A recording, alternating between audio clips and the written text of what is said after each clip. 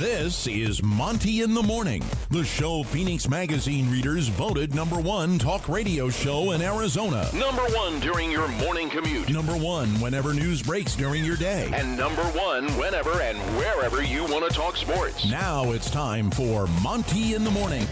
Hey, yo, man, how the heck are you? It is the Monty Show, presented by our good friends at the Advocates, UtahAdvocates.com. Ooh, if you've taken NyQuil, go to the Advocates. Man, I just took a shot of Dayquil like 30 seconds ago. It's brutal. It's absolutely brutal, but very necessary today. Oh, man. You know, like when you take something and it makes you shiver? Yeah. Oh. Dude, Dayquil works, but it's gnar, bro. Gnar. It is the Monty Show. Again, we're presented by the Advocates, UtahAdvocates.com. If you've been in a wreck, my friends, do not trust your insurance company. If you're sitting here asking yourself, you know, I got hit by a car, I got knocked off my motorcycle, I got hurt at work, do I need an attorney? The answer is always yes. If you're asking if you need an attorney, the answer is yes. Go to the Advocates, UtahAdvocates.com. Chat with them online right now for free. In fact, you know, it's always no out-of-pocket expense when you go to the Advocates. See, you don't pay the Advocates unless and until they win your case. UtahAdvocates.com. You can chat with them right now online about your situation at UtahAdvocates.com. A lot to get to today. One of the things I want to get to on this show is this question about Kyrie Irving. And I think this is a really important question. And I know that Kyrie is mercurial and not well understood. I know he's a complex bro, but I think Kyrie Irving's not worth it. Mm-hmm. And this idea that he's not going to be suspended for these tweets, and then this interaction he had with Nick Friedel from ESPN is crazy. You'll hear all that. You're going to hear from Tom Brady in Football at 50. But why don't we start with one of the best stories in all of sports, and that is the Utah Jazz. How good of a story are the Jazz? And, you know, they sweep 2 from Memphis. You feel really good about what the Jazz are doing. But, Jake, I guess the overall question here is, are the Utah Jazz a playoff team? Yeah, you know, I think that's a crazy question for us to be asking. Like, you know, if we had asked that question before the season, everyone would have been like, what are you, like, are you insane? Are you crazy? Are you out of your mind? You know, and I think now with the way that they're playing, they've kind of skyrocketed themselves into the conversation. I mean, when you show the ability to beat a team like Memphis, you know, and beat them handily, it forces the question. And yeah, I mean, I think if they can continue to play this way, like, yeah, I think they have an opportunity to get into the playoffs. I know for a fact. We were talking about the fact that they could scrape into the play-in, you know, and when I say they can be a playoff team, I think that they're good enough to get through the play-in, it feels like, and get into a series maybe. But I still maintain that it'll be interesting to see, you know, how relevant or how around the injury bug is for this team. You know, are they able to stay healthy for most of the year? Because I do think that's going to be a requirement for this team. They're not a team that can sustain, you know, a Markkanen issue or a Beasley issue or a Vanderbilt issue and still get the job done. So that to me would be the only thing that would limit what they can do. But if everything remains the same, if this is kind of what we get, then yeah, I do think they're capable of making the playoffs. Will they be able to beat teams like, you know, the top dogs in the West? Probably not. You're probably not beating the Warriors regularly or the Suns or whatever, but they're beating most of the mid-level talent so far, and that's pretty impressive to me. Yeah, I would agree with that, and I think that's how you make the NBA playoffs. You got to win the games against teams that are beatable, and it's surprising that this team is so good defensively. I think that's the biggest surprise that I have. I think we all expected this team to be competitive. I just don't know that we expected Malik Beasley to shoot this well, or that they could shoot 40% from 3 and win games doing it. I mean, it's just remarkable to me that here we sit, and this is a team that is really defending. The ball movement is spectacular. I don't know how else to describe it. And you look at the numbers coming out of that game last night, and quickly you realize that the Jazz are just playing better basketball than you are. That's really what this comes down to. And I think if you really take the time to look at how they're winning these games, they're getting timely shooting. They're moving the basketball. And again, I think they're just playing really, really solid defense. And I'm so impressed with that. Yeah, I think situationally, they're really good. I think Will Hardy's done a great job of initially here kind of diagnosing what each player's good at and trying to get them in the position to execute at what they're good at. So like as an example, you're basically telling Jordan Clarkson, hey, look for your shot, right? Like you're gonna be the spark on offense, but don't force it. Don't play one-on-one constantly. Like what you want to do is you want to use the pick and roll, you want to get into some space, and then understand your options and try to make the best decision. And I think that ultimately, and that's kind of what you were saying, like they're making good decisions, which leads to, good-looking basketball, high-level basketball. And I think that's the thing. You will know, like this team inevitably will go through a stretch this season where they're not playing good basketball, and what that will look like is them not moving the ball and them kind of forcing it, and then they will come back to what they're doing now. And so that's what impresses me about Will Hardy. There was this whole raging thing about, is Will better than Quinn, or where does Will stack up? I'm not even really interested in that conversation. I'm just interested in the fact that the guy has these guys looking for the correct basketball play at the right time. And that's why they're beating teams like the Grizzlies. That's why the timely shooting has been so consistent, because these guys are getting quality looks. Well, I also think when you shoot 40% from three, you're going to win a lot of games. Some of the numbers that stand out last night, they gave up 42 free throws in that game. And thankfully, Memphis only shot 54% from the free throw stripe, which is shocking. But they're winning games by moving the ball. 26 assists to 14 assists. They won the assist battle last night. 6 blocks last night. 16 turnovers last night. They're just playing really good basketball and playing really good defense. Now, the foul thing, you're going to have to foul less. I don't think you cannot commit 30 fouls a game.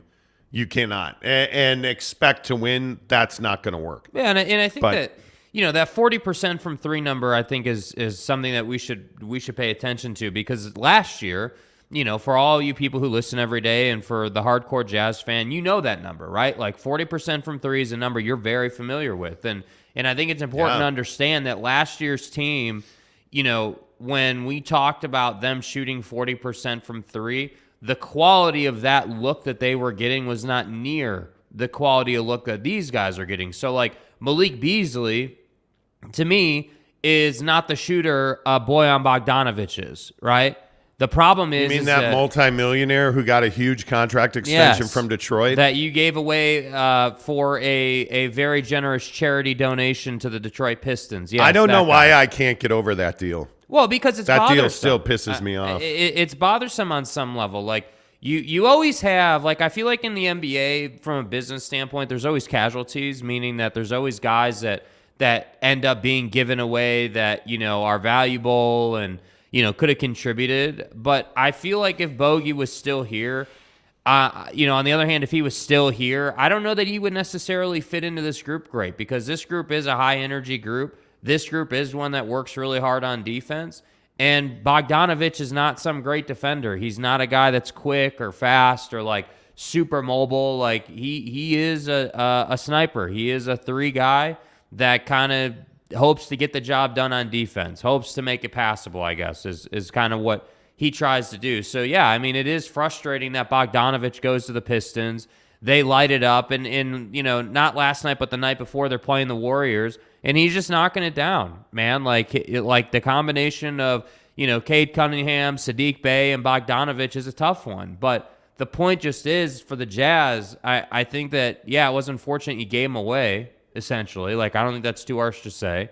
But I think the trade-off for that has been, you do have a nice young group here, and the expectations are relatively low, and it is easy to feel good about yourself. And so I'm just curious, like, how long can this caliber of basketball be sustained? How long will they stay disciplined in, the scheme, essentially? Yeah. How long will they continue to, like, a lot of the points, like Markkanen last night has a huge night, probably 5 or 6 times. He got easy buckets off of, weak side cuts, off of Jordan Clarkson just driving. Like, those are the type of things they're looking for. And that is what you don't see a lot in the league right now. So I don't know. Like, honestly, I'm not sure how a team is going to stop them exactly right now. I'm not sure what that looks like, because you can't really stop a guy from driving off the weak side wing. That's not, like, there's no defense for that. No, and but I think they also have the ability to I think they also have the ability to play multiple styles defensively. Like, I don't know, man. I don't think you're wrong. I just think that this team has the athletes now to play multiple, like, to beat Ja Morant. I mean, you allowed him to score 37 points, but they effectively shut everybody off last night. And again, I just think Vanderbilt's defense is so good. It is so good. And to me, that's what's really standing out about this team is the want to and the absolute desire to be the best defensive team in the NBA, I think, is really impressive. And that really stands out to me. Your comments on the Utah Jazz are always welcome. We'll get those in 15 seconds after we hear this from the Advocates. You've been in an accident and now you're injured. Though it wasn't your fault, you now have to deal with getting your car fixed, mounting medical bills, and insurance companies who don't play fair. But don't worry. The experienced team at the Advocates are here to get you the support you need. Hi. Is that Hello? better? Jake is Hello? like, hey, dude, you got to fix your hair. It looks terrible. I didn't say it looks terrible. What- I said, why like, do you have care? this little poof in front. Yeah, so look like I'm just trying to look help. at this thing. Like, I'm whatever just this I'm just is. trying to help, man. That's all. Is that I'm better? just trying to help. Went Went and saw my guy Jay Taffa last night. Got the wig cut last night. Yeah. It's all good. You Yeah. know.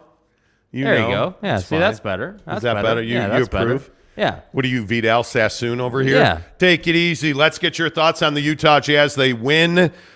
Take 2 straight from Memphis. They're in Dallas tomorrow. Let's start off with Mike Chase, who says, morning, fellas. Hope your Halloween was good. We got to talk about Halloween, by the way. Yeah. Because this whole adult trick-or-treating thing, no. All due respect. Dude, it's not okay. It's not okay. You cannot be a full-grown, hair on your chest, you have BO coming up to the door asking for a Twix bar. No. The answer is no. That's not going to do it at all. To answer your question directly, Mike Chase. He says, I think the Jazz might be a playoff team, not completely sold on them just yet because I don't know this team yet. I think the only thing you need to know is that they are willing and wanting defenders, and they shoot the lights out on good nights. I mean, Malik Beasley, am I the only one that's really impressed by what he's done recently? I mean, last night, Malik Beasley gave you 18 off the rack, 7 of 12 from the floor, 4 of 9 from 3, 4 rebounds, 4 dimes. Mm-hmm. I mean, that's solid for a bench guy. Yeah.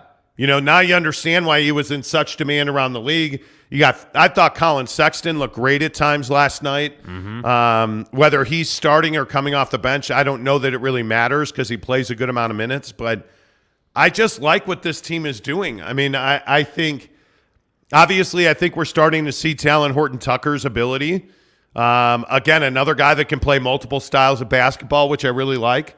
And that doesn't even account for the fact that I thought he got really nice balanced scoring, although Jordan Clarkson was at times terrible. Not terrible, terrible. He was not good last night, but you're not relying on one guy anymore. Yeah. If he's struggling, Markkanen's putting up 31. If Markkanen's struggling, Mike's scoring 15. Like, you just have different guys that are contributing across this lineup, and I think that's why if you're a Utah fan, that's why you should be excited. Kenai Johnson, good morning to you. You're being a jerk today. I got like 3 hours of sleep last night. This is what we do now. This is why. Why do we do that? For BYU. Okay. But so Jake got me sick. So Jake had the infection. He went back to his girlfriend. He got sick, all the things that you should never do. Right. And then he passed on that infection to me now. So last night I woke up. I went to bed at 9. Woke up at 11:30 having a coughing fit. Uh-huh. And I was basically up to about 1:10, 1:15. And then every 5 minutes I was waking up and going back to sleep. An antibody cocktail. It was brutal. It was absolutely brutal. Today will be nap day. So I don't need any of your garbage today. Listen, sir. I'm just trying to have fun with it, okay? Kanai says, top of the morning, fellas. Can we beat the Mavs, Suns, and Warriors in the West? I don't know if you can beat those teams in the playoffs. I think the Mavs you can have your way with. I think they're a slow, plodding team that I think you can get a lot of easy buckets on. The Suns and the Warriors, on the other hand, I think will be difficult for you because they play with pace. They're very good defensively. They can be physical when they need to be. They're not. I don't think those two teams look to be physical, but they can match physicality, which I think is an important trait. And I also think last night, early in the game, you saw something that I think is a weak point on this Jazz team, which is physicality. I don't think that this Jazz team has a great answer for when guys like Dylan Brooks are bullying Markkanen. There's not a great – you don't have a guy on this team right now that can answer that. And that's fine. I mean, obviously this is not a super physical league, but I think in the playoffs or in games against, the Suns or against Luka, Luka's going to look to be physical against this team. That's part of his game. And that'll be interesting to see how they answer that because I don't feel like they're a super physical team. That's not really their style. Do you need to be physical to win?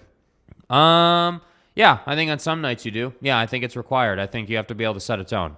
Yeah, well, certainly we'll watch that. Jesse Harsh, good morning. Morning, boys. I'm here for the hard-hitting questions. Best costume you've worn? I don't believe you've ever worn a costume once. No. Never, not one time in your entire life. No, as a kid I did. But well, Thomas the Tank doesn't count. Well, that's still a costume, though. I mean, come on. As an adult, I think facts straight. The only costume I've ever worn was that of a male stripper. I'm a man. But, that wasn't on Halloween either, so I guess that doesn't count. Yeah, I don't know. I'm not a big dress-up guy. I'm not a... Okay. San Diego State Aztec says, good morning, go Suns. Go Devin Booker. Thank you. Code N9N3 says, good morning, gents. Hi, Code.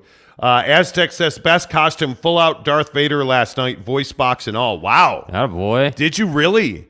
Yeah, let's hear if you dressed up for Halloween, let's hear what you did. Teddy Wayman, how the heck are you? Gage Carter says, morning, guys. I think Dylan Brooks stepping over Mike Conley lit a fire that even Ja couldn't put out. Dylan Brooks is kind of a jerk. Yeah, absolutely. No, I'd love to have him on my team, but that guy's kind of a jerk. And I just think they shot the ball so well last night. It was going to be tough to beat the Jazz. Yeah. That's what it came down to. That old adage of the superstar in any given team is going to get his, so Ja is going to get 37, but if you're able to stop everybody else, then you're probably going to win the game. And I think that's the amazing thing about this team. I don't think so. Obviously, it needs to be said that nobody saw this team performing at this level. No. Right? I think a lot of people had questions, including myself, about how this team was going to come together and how legitimate is Will Hardy as a head coach. And I think that the thing with it is that I think because the expectations were lower, the conversation was, is this team gonna even be there were people saying this team wasn't gonna win 20 games. That was a low end of the extreme. I always felt like they were a 30-win team right out the gate. And I think because the expectations were so low, it just allowed them to focus on fundamentals, on hey, okay, if I have the ball on the strong side, there's probably a guy that I can find in the corner or on the weak side wing. That's a basic basketball concept that I feel like this team utilizes really well, and it gets them wide open look after wide open look. And it's really interesting to see how the half-court game with this team is going to evolve, because I think even from the first game, it has evolved a little bit. I see little things that they do better now than they did, in their first couple of games. So that's why I say, I think this team still has things that they can get better at. They still can play a little bit higher level of basketball, and that's going to be required if they have any aspirations of, even sniffing a playoff series. They're going to have to be really good, but I think they're capable of it. It's just going to be a matter of A, staying healthy, but B, being disciplined within the scheme that Will Hardy has given them to play in. Because when they are, you see the results. You see a 10, 12-point win, whatever it was, last night. You see a good quality performance against what a lot of people would tell you is an NBA Finals contender in the Grizzlies. So I just think it's impressive. Yeah, I think it is impressive. Impressive is the word that I would use. I would agree with that 100%. No doubt about it. Salty drunk. Stop being nice. It feels weird to me. When you're nice, salty drunk, it feels weird. He says, "Morning, guys. Have a great show." Like, do you need something? Are you gonna ask me for a loan? Like, what? Why are you being nice? You know what I mean? Like when your bro, who's usually a jerk, is like, "Hey, bro, man, that's a really good outfit, dude. Hey, can I borrow $20? Like, that's what that feels like. Yeah, that's what that feels like to me. So there you have it. Really hope Ainge doesn't flip Lauri for picks. Maybe. Could be. I think that depends on where this team is in the second half. Jazz playoffs, 50 games. Yeah, I don't see him winning 50 games. I don't see that happening. Uncle Jimmy, yes, the Jazz are a force and they will make the playoffs. We will just enjoy the ride. Yeah, as you should. As you should. As you should. Mina Gray says, good evening from the Philippines. Good evening, Mina Gray. Appreciate you being here. Dylan Brooks might be the most hated man in Utah. Well, there's still that guy named Russell Westbrook, so, Was he involved in the Steven Adams thing? Who? Dylan Brooks. Did you see that, by the way? So he basically, I don't remember who he shoved, but he shoved one of the Jazz men into Steven Adams, and I think Adams broke his jaw. And this was after the technical foul, so screw him. It is what it is. It's really despicable. Jake Sperling, what's up? Couldn't deal with either Lauri or Conley injury for such a long stretch, I think, but almost everyone else could be covered. I would agree with that. Jake also says, so Dylan Brooks broke Stevens' jaw when he threw Vando. Was it Vanderbilt? Into him. Haven't heard a better explanation. Yeah, I mean, that looked like it hurt. I mean, my God. Yeah. I just, like the stepping over Conley thing, is it a technical foul? Probably. But you're just being a jerk. Yeah, that's who he is as a player. I mean, he is an a-hole. Like, that's who he is. Do you like him or not like him? I'd like him if he was on my team. I hate him because he's on the Grizzlies. That's what it is. I think that, you love that playoff. Like, I would love to set Dylan Brooks loose on Luka Doncic. I would love that because he would be super physical with them. It would be a battle. Like, that's the kind of guy Dylan Brooks is, and that's what you But want do to you do want with him. Dylan Brooks on your team? Yeah, I think I would. Yeah. I would love Dylan Brooks on my team. Absolutely. Yeah, I think that the NBA is soft, and I think that there are guys in the league who have a brand for being physical, and I think the officials cater to that. Like, that's why I think Pat Bev has been able to make such a career on what he's done. Well, and that's the guy that I was going to say. Like, Patrick Beverley's a guy that you want on your team, but, when you're going against him, you hate him. And I think Dylan Brooks is very similar to that guy. I don't hate Dylan Brooks. I just understand what he is. Yeah. And what he is he's a jerk. He's a guy that tries to stir the drink. And he does a good job of that. And, I mean, I think the far more important player to them is Brandon Clark, who, if memory strikes me, left that game hurt too. So, yeah. I mean, I don't know. Dylan Brooks, I think, is a really interesting conversation. Sir Robin, good morning. The previous Jazz had already reached their zenith, so blowing up the roster was a really good thing. Well, I think now people can, Jake Sperling said Tony Jones made the point that any Bojan minutes would basically take Lauri's minutes, and that non-starters with this, and that's a non-starter with this, Lauri Markkanen. Well, I'm not advocating to keep Bojan Bogdanovic on the team. What irks me about the Detroit trade is that you got nothing for him. With all due respect, Kelly Olynyk, I mean, is he not a guy you can replicate 10 different ways with a bunch of different dudes? I think he is. With all due respect. Right? I mean, he's given you solid contributions, but that's all you got for Bojan Bogdanovic when the Lakers were desperate? I mean, that's what I hate about it. I'm not saying that Bojan needs to be here What I'm saying is it would have been nice to get something more than nothing. I mean, seriously. Neville93 says, good morning, Monty. Neville, what's up? Good to see you. David Morris, I'm not sure why you don't like KO. He is a pretty good three-point shooter and plays pretty decent defense. KO? What am I missing? Who's KO? Yeah, who's KO? I'm not even... Kelly Olynyk. Oh, Kelly Olynyk. Well, it's not that I don't like Kelly Olynyk, but you can replicate that guy. I mean, he doesn't do anything special. He doesn't do anything unique. He's an older player. I mean, he's just not... What is special about Kelly Olynyk? If I put Kelly Olynyk and Bojan Bogdanovic next to each other, every NBA general manager is taking Bojan. That's my issue. It's not that Kelly Olynyk sucks, but you needed more than Kelly Olynyk for Bojan Bogdanovic. I mean, it's that pretty simple. cut and dry. Sorry to wake you up. Thank you. Salty Drunk says, how about my boy Jock killing it at the Suns? Hey, yeah, man. Yeah, dude. Fan favorite. Yeah, you know. I mean, it is what it is, right? 626 on the Monty Show. Our Jazz Talk, as always, is brought to you by our good friends at Tri-Day Trading. TryDayTrading.com/Monty. Listen, again, here we are about 6:30 in the morning on a Tuesday. How much are you dreading going to work today? How much are you dreading, thinking to yourself, man, how am I going to pay my way out of this credit card debt? Hey, how am I going to afford my mortgage in November? Today's mortgage day. It's November 1st. How strapped are you because of your mortgage? Stop living that life. I'm begging you to stop living that life. Take action and build a better life for you and your family. Build the life you've always dreamed of by becoming a day trader with TryDayTrading.com. And listen, I understand people always ask me, oh, is it legitimate? Being a day trader is absolutely a legitimate way to change your life.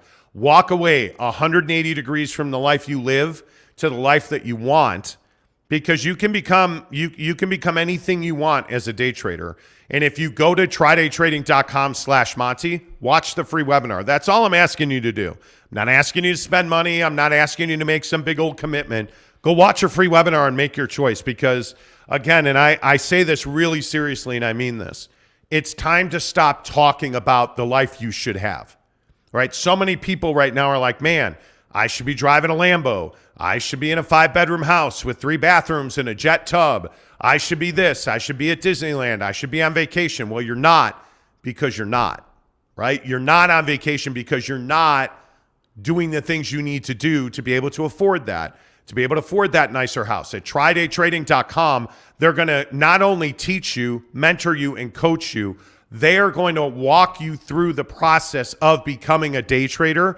And they are going to teach you how to live that life in the long term. And by the way, your first trades, when you're ready to rock and roll, your first trades are not with your money. Your first trades are with TryDayTrading.com's money. And if you make money with their money, they split the profit with you 50-50.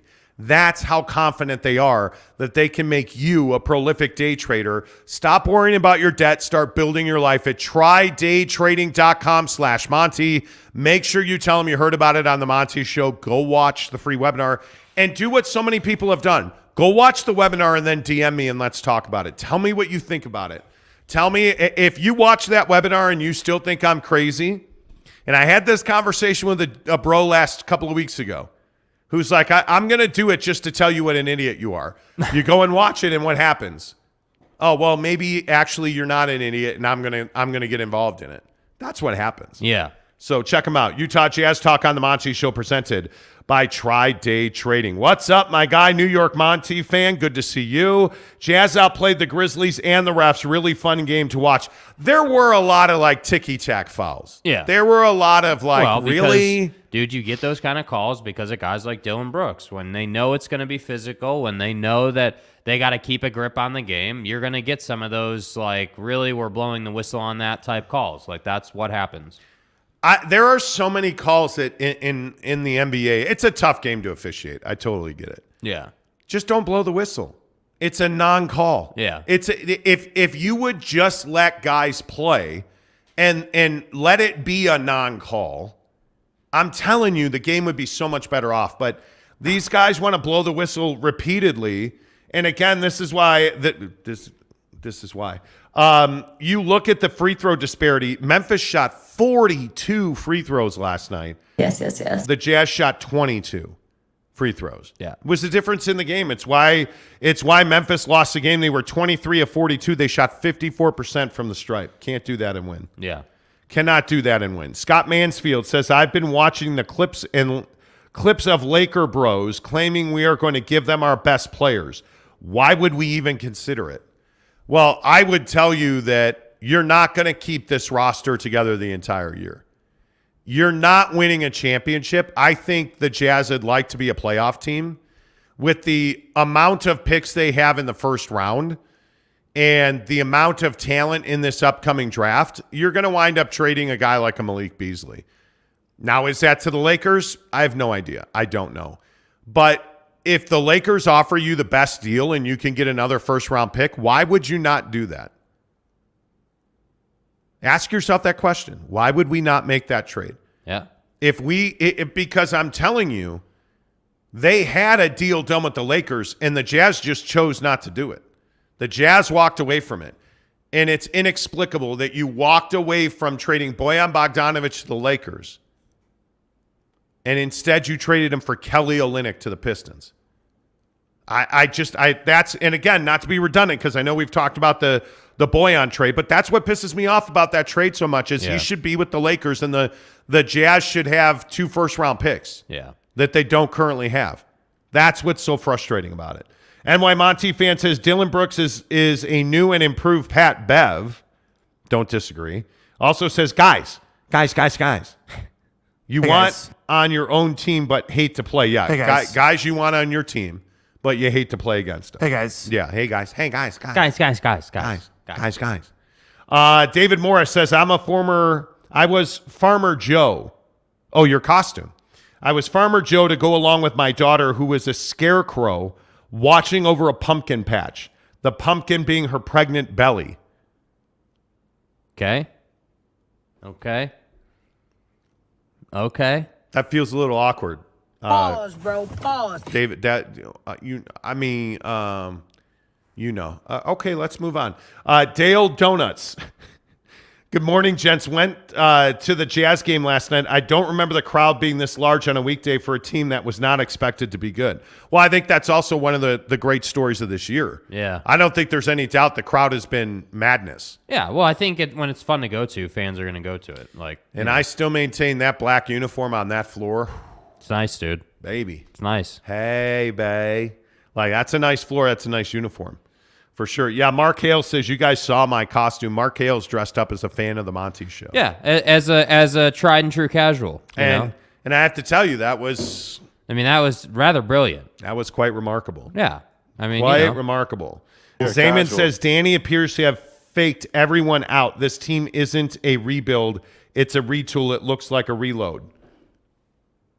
I mean, how long have we been saying that? I feel like man? we've been saying that. Yeah, I feel like we've been the only people saying they're not rebuilding. Yeah, I agree. The biggest stories in sports this morning presented by our good friends at Quick Quack Car Wash.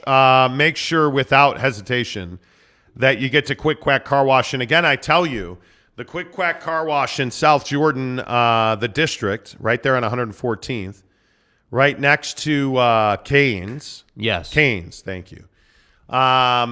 Their grand opening, they're open now, but they're doing a grand opening event starting the 16th. Mm-hmm. That's my car wash, and I can't wait because they're giving away their top-tier wash for free. Yeah! The first 100 people, I think it is, get a gift bag. The 16th is going to be crazy. So show up November 16th. Can you guys believe it's November already? No. Dude, it's November. No, I can't. It is November already, and even though you're not single anymore because you caved – we're ready for snowboarding. And hey guys. What? Nothing. Tell me I'm wrong, man. You are. Jerk. The point is we're ready for snowboarding, going to Tahoe without Jake for my birthday. Totally fired up. Cannot wait. What? You're ruthless, bro. What do you mean? Anyway, the point is I cannot wait. I'm totally fired up. But that also means snow, salt, get to Quick Quack Car Wash. They're always friendly. I was there the other day. There was a line on Saturday. I think maybe I was there 5 minutes max. Even when there's a line, they move quickly. The people are super friendly. Bring your kids because they have the coolest lights in that tunnel. Like, it's so fun at Quick Quack Car Wash. But I think one of the biggest stories in sports this morning is this Kyrie Irving thing. Did you guys see this incident? Is that the right thing to call it? I don't know. An incident? I don't know that it's an incident. I think it's a classic Kyrie back and forth with the media. This is what he does. Yeah, I think he does not like accountability. Nick Friedel from ESPN was questioning Kyrie Irving, and you may have seen that Kyrie Irving tweeted about a book and a movie that it's heinous, dude. It is. I'm not going to say the name of it. I'm really not going to get into it that much, but essentially it's a book and a movie that's just full of anti-Jewish rhetoric. It is really nasty. Yeah. Kyrie tweeted about it.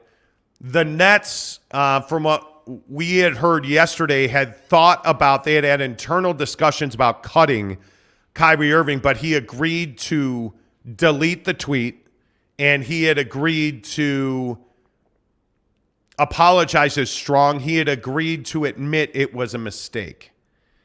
And Nick Friedel was one of the first guys to question him about this incident, and it did not go well. Why did you decide to promote something that Alex Jones said? That was a few weeks ago. I do not stand with Alex Jones' position, narrative, court case that he had with Sandy Hook, or any of the kids that felt like they had to relive trauma, or parents that had to relive trauma, or to be dismissive to all the lives that were lost during that tragic event. My post was a post from Alex Jones that he did in the early 90s or late 90s about secret societies in America of occults, and it's true. So I wasn't identifying with anything of being a campaignist for Alex Jones or anything. I was just there to post, and it's funny, and it's actually hilarious because out of all the things I posted that day, that was the one post that everyone chose to see. It just goes back to the way our world is and works. I'm not here to complain about it. I just exist. And to follow up on the promotion of the movie and the book. Can you please stop calling it a promotion? What am I promoting? Put it out on your platform. But I'm promoting it? Do you see me in front of By putting it out there, people are going to say that you are promoting. Yeah, I put it out there just like you put things out there, right? Yeah, but it's not. You put things out there for a living, right? Right, but my stuff is not. So let's move on. Filled with anti-Semitic Let's stuff. move on. Don't dehumanize me up here. I'm not doing that. Another human being. I can post whatever I want. So say that and shut it down and move on to the next question. But Kyrie, you have to understand that I don't have to understand anything from you. It's not me. Nothing. It's no people that you're making up, bro. Move on. But by posting move what on. you Next did, question.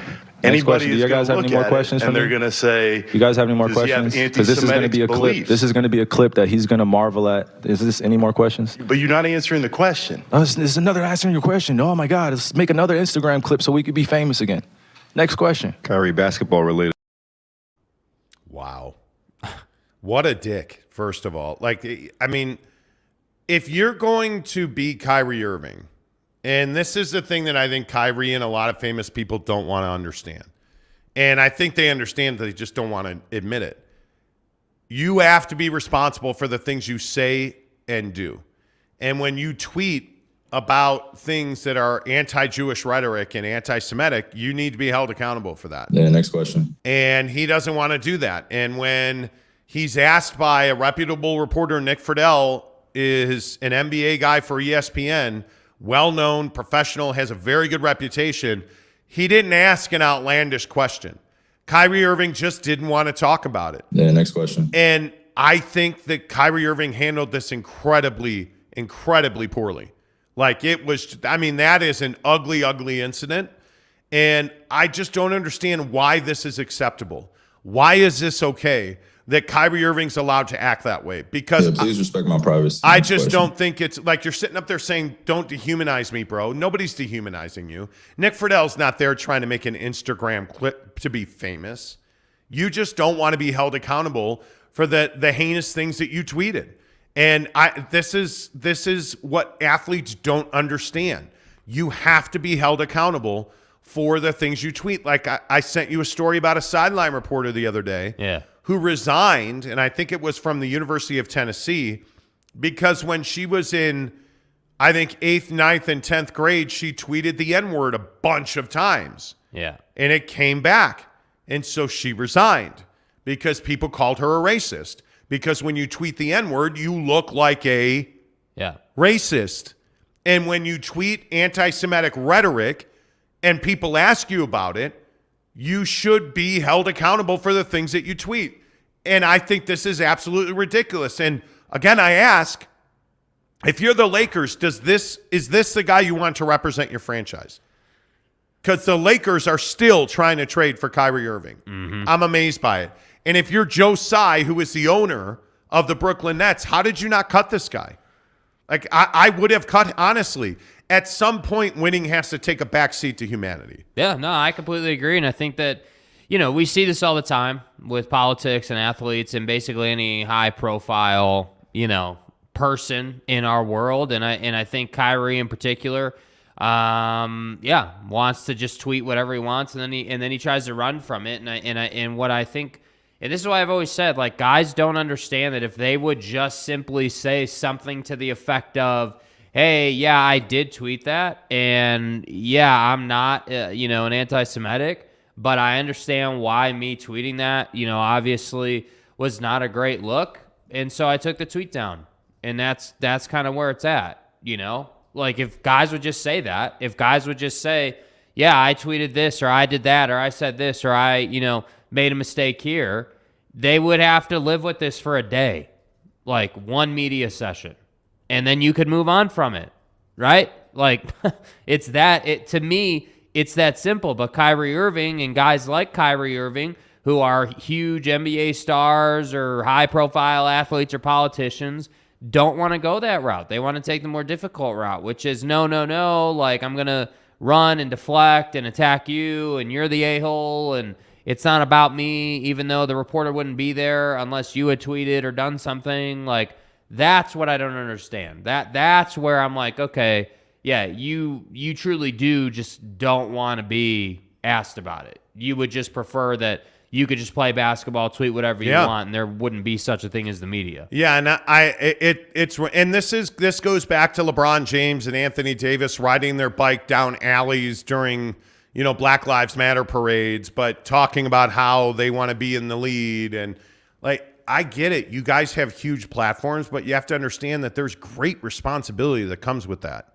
Like, there's a lot of responsibility that comes with having the kind of influence and following that big-time NBA players have. And I think there's just a lot of guys who don't want that.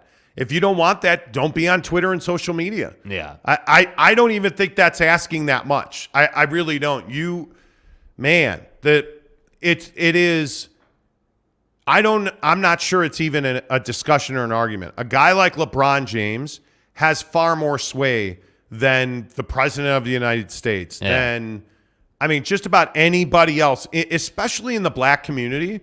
A guy like LeBron James has far more sway than Joe Biden, Donald Trump, or any political figure.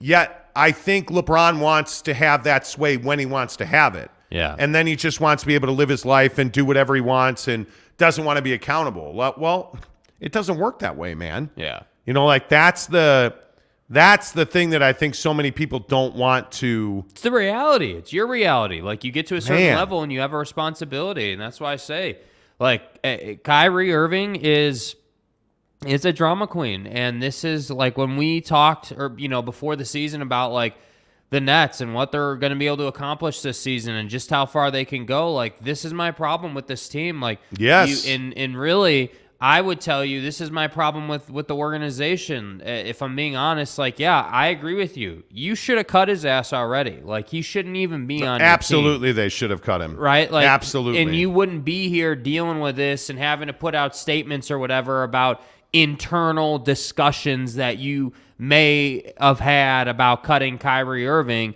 and then furthermore having to deal with the question of if you had internal discussions about cutting a player who tweeted something that was anti-Semitic on the heels of Kanye West's anti-Semitic rant thing situation.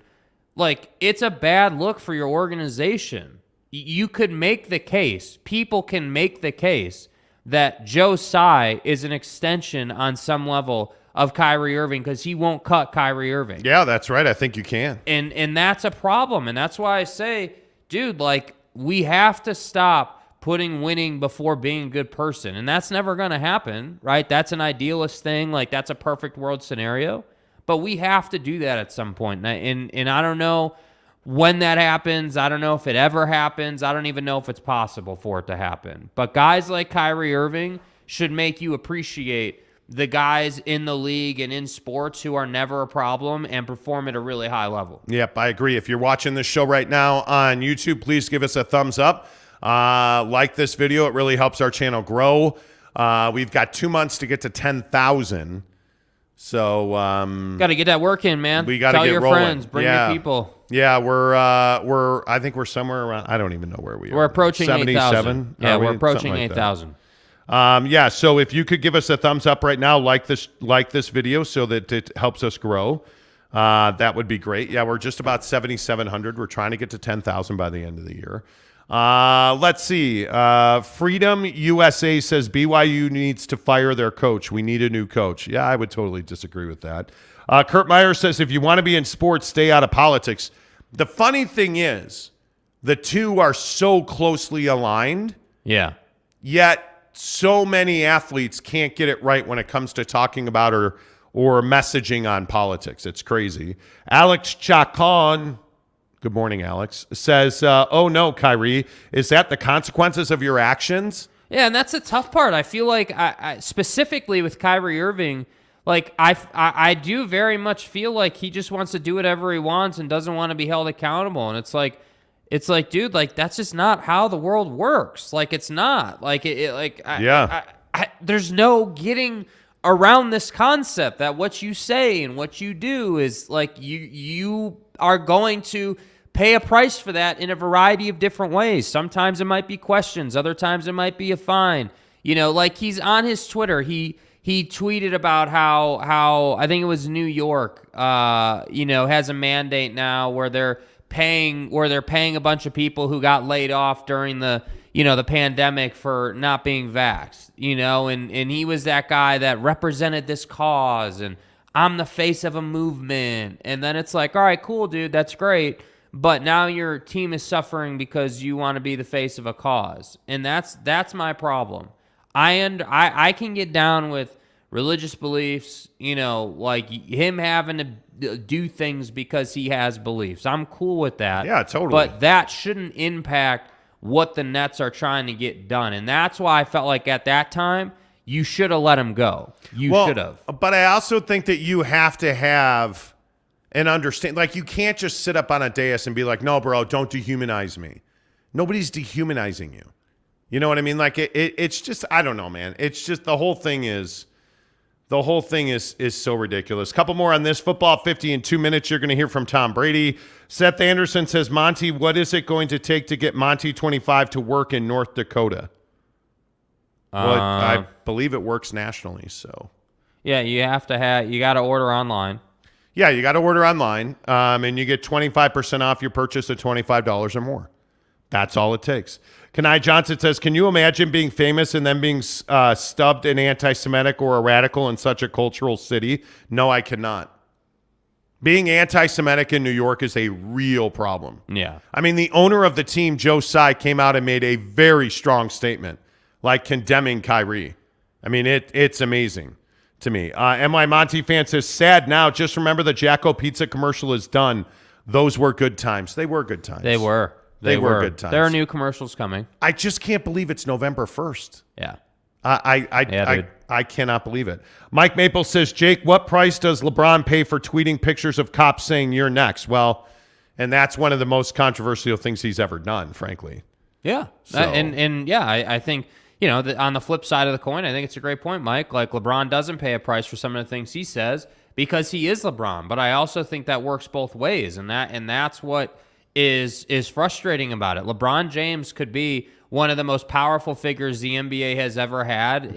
But a powerful league. Figure for change. Yeah, it could be a guy that makes things happen in society, but he's not that guy. That's not what he does. So, yeah. Salty Drunk says, these guys live in a fantasy world of an NBA player where the reality of the world is segregated. I think that's pretty accurate. They don't live in reality. We talk about this all the time. Yeah, they get paid Monopoly money, bro. Like, it is what it is. Yeah, they have no concept of living day to day. They have, I mean, there's no concept of that. There is a concept called football at 50, 10 of the hour, every hour on the Monty Show. We bring you the biggest stories in football, presented by Papa Murphy's Pizza. Use the promo code Monty25 to get 25% off your purchase of $25 or more. Let's bring you Tom Brady. He was on his podcast last night with Jim Gray talking about life after divorce. Yeah, Jim. I think there's a lot of professionals in life that go through things that they deal with at work and they deal with at home. And obviously the good news is it's a very amicable situation. And I'm really focused on two things, and taking care of my family and certainly my children. And secondly, doing the best job I can to win football games. So that's what professionals do. You focus at work when it's time to work. And then when you come home, you focus on the priorities that are at home. And all you can do is the best you could do. And that's what I'll just continue to do as long as I'm working and as long as I'm being a dad. Is there a challenge compartmentalizing between the two? Well, I think that's what being a professional is. So I've dealt with a lot of challenging situations on and off the field over 23 years. And a lot of it does play out, in front of a lot of people. So, I think the interesting thing for, football player, athlete in general is, you're out there. I always say we're not actors, even though we're on TV, that is our real self out there. We're trying to do our best. That's how people really have gotten to know me over the years, by being on TV. And yeah, totally. And it's funny talking about the Kyrie and LeBron thing. Yeah. You are an actor, because I think most people look at Tom Brady, Gisele Bündchen, Kyrie, KD, all these famous athletes, and they think that they just get unplugged and hung up for the night. They're not robotic. They're actually human beings. And I can't imagine, if I were ever getting divorced, that I would want the entire country and really the entire world to be judging me on how I handled it. Mm-hmm. That would just be, can you imagine that? Yeah, I mean, I think it's difficult, but I also think that it's I feel like these guys get put in positions sometimes where they go one of two ways. Like Tom Brady with Gisele understands where he's at in his career, but also understands that he doesn't want to stop playing football. And he's willing to sacrifice that relationship with Gisele to continue to play the game. I think for Kyrie Irving, it's different. Kyrie, to me, is a selfish guy. I think Kyrie is all about, I get to do whatever the hell I want to do, and I'll just deal with what people think. Or it's I'll do whatever the hell I want to do, and I don't really care what other people think. But do you care about Tom Brady's divorce? I mean, on some level, because it's Tom Brady and what he's done in the game, yeah. I mean, I think as fans, we don't have a choice but to care. It matters. I think it's fascinating. I do. I think it. I don't know why. What's an example of something I don't care? I don't care about the Royals. Everybody, not the Kansas City Royals. The Monarchs. Well, yeah, because here's the deal. I don't care about that. The Monarchs haven't done anything in our life that we care about. People who care about the royal family just care about it for the glitz and the glam, right? Because they're the royal family and it's England and okay, cool. With Tom Brady, the reason we care about Tom Brady so much is because we were there when he was down 28-0. We were sitting in Scottsdale in some mansion for one of our clients watching that Super Bowl at a party, right? I know where I was.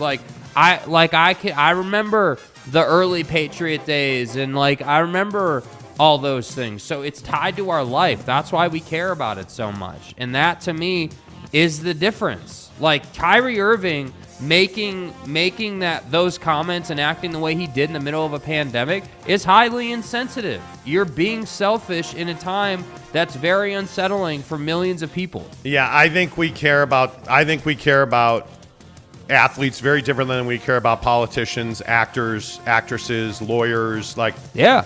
I think we care about athletes very differently because we're passionately connected to them, which is why I would think if you're a BYU fan that you're worried about Zachy Poo. The New York Jets head football coach Robert Saleh. All gas, no break. Yeah. Said yesterday that Zachy Poo is, quote, our quarterback. Right. He's already having to give Zachy Poo a vote of confidence. Is Zach Wilson 5 years? Is he still in the NFL? Yeah, I mean, I think he makes it as a quarterback. Now that may be as a backup, but I think he's talented enough to be in the league. I think the unfortunate part is he's just not. He hasn't progressed quite yet. He hasn't made that leap where he can really be what you need him to be. That's the problem. So I'll go back and ask the same question I asked yesterday. Trevor Lawrence or Zachy Poo? I think you got to go Trevor Lawrence. I think you're going. I think you are, and yeah. I actually think for the first time in a long time the Jets are a viable NFL football team. Right? Like they're in pretty much every game they play. I think he's a huge part of the problem for them now, and it's a little surprising because I expected him to take off and be better than he is now, but I think Zach Wilson's part of the reason that they've sputtered. And I think it'll be interesting to see how he reacts to this, because when you get a vote of confidence from your football coach the way that he has, and let's be really honest about this, when you're completing 50-something% of your passage, you're terrible. Yeah. They're 5-3, man. Like, they are a team that should be in the playoffs. I mean, they're currently 5th. Now, the Ravens trading for my guy Roquan Smith was not scintillating, dude. But and we'll talk about that in a second because there's an interesting parallel there. But the Jets should be a playoff team this year. Yeah, I think the problem for Zach is that people are kind of unanimously agreeing that the Jets are a quarterback away. That's the problem. And I think that when people start talking about that and looking at it and sort of working through the fact that if you had a quarterback, you're probably, a 7-win team, maybe a 6-win team. You're probably at least a win better. And in the NFL, 1 win is massive. By playoff standards and like where your seeding is and your route to whatever playoff run you're going to go on. So yeah, like I think it is unfortunate, but you play in New York. There's whether you're the Jets and you're terrible. Once you start getting good again, the expectations go up really fast because it's New York. So he doesn't have unlimited amounts of time here. And I think the other issue is you got outplayed by Mac Jones badly. And Mac Jones did not play well. So I think that's a big part of it. And then there's my guy. This one hurt yesterday. Roquan Smith traded to the Ravens. Chicago Bear linebacker Roquan Smith. Yeah. The best player on the Chicago Bears, Roquan Smith, is now a Baltimore Raven. I get it. I understand why they did it. You get multiple draft picks for him in return. I get it. I still hate it. Yeah. Interesting parallel, though. You know that the Baltimore Ravens are negotiating with Lamar Jackson, who represents himself, by the way, Lamar. Why did the Bears trade Roquan Smith? Well, mainly because Roquan Smith represents himself, and they couldn't come to a contract. So not only now do they have arguably the best free agent quarterback coming up, they now have the leading tackler and arguably the best linebacker, and both of them don't have agents and represent themselves. Yeah.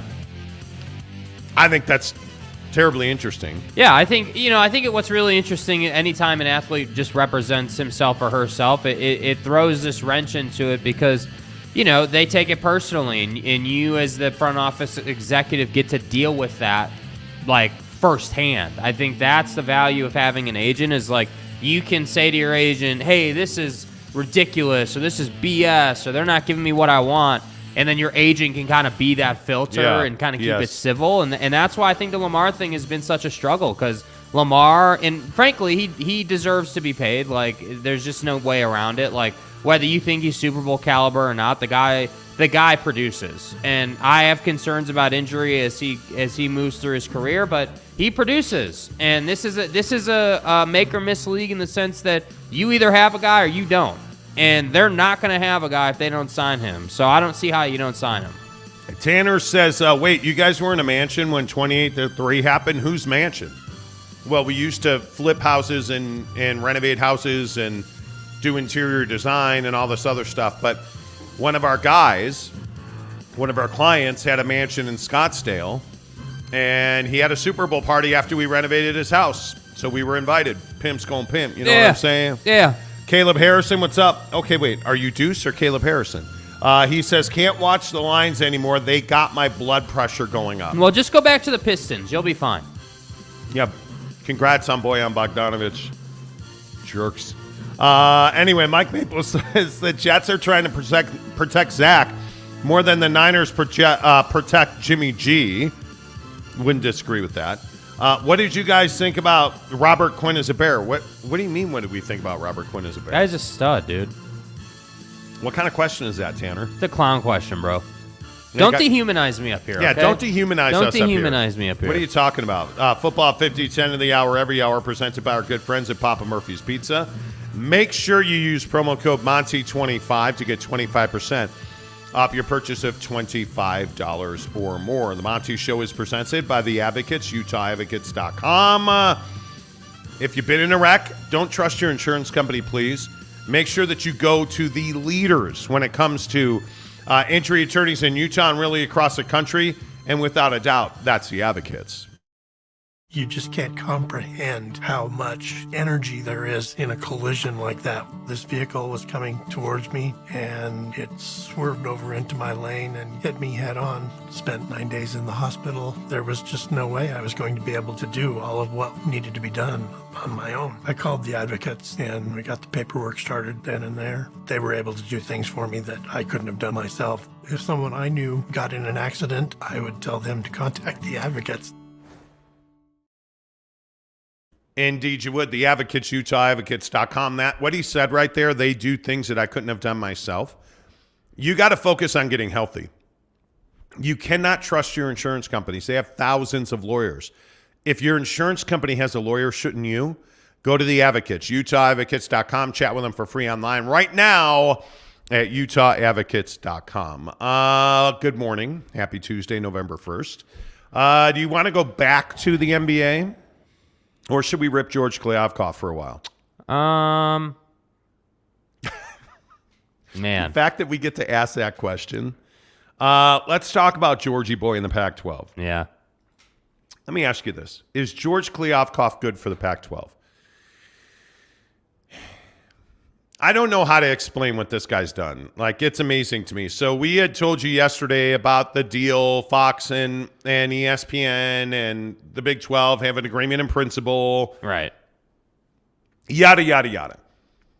So yesterday, in trying to understand where the Pac-12 was at, we talked to a bunch of people who essentially said morale at the Pac-12 over the weekend was at an all-time low, because George Kliavkoff had essentially been bloviating about that the Big 12 was below the Pac-12 and that, you know, the Pac-12 was going to take teams and that, you know, the Big 12 was going to get a TV deal that was going to be $20 million a year and all this nonsense.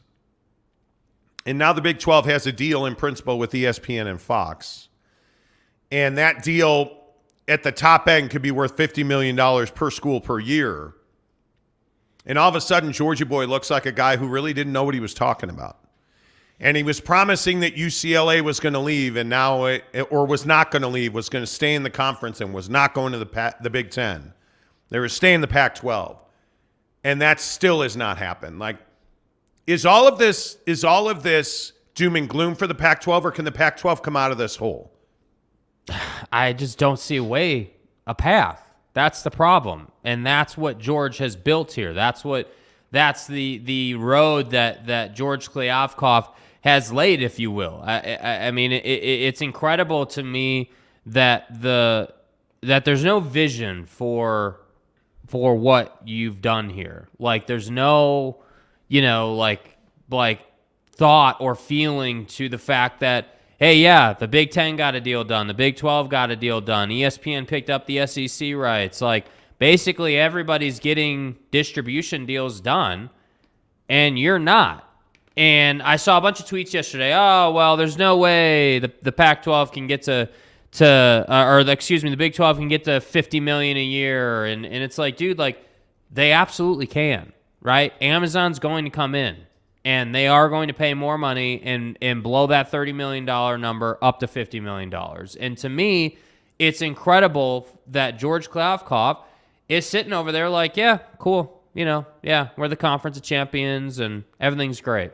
And that to me is just, I just don't know how that's acceptable. I don't know how like chancellors or people who run these schools are okay with it. And clearly, obviously, it needs to be said, SC and UCLA are not okay with it, which is why they're leaving.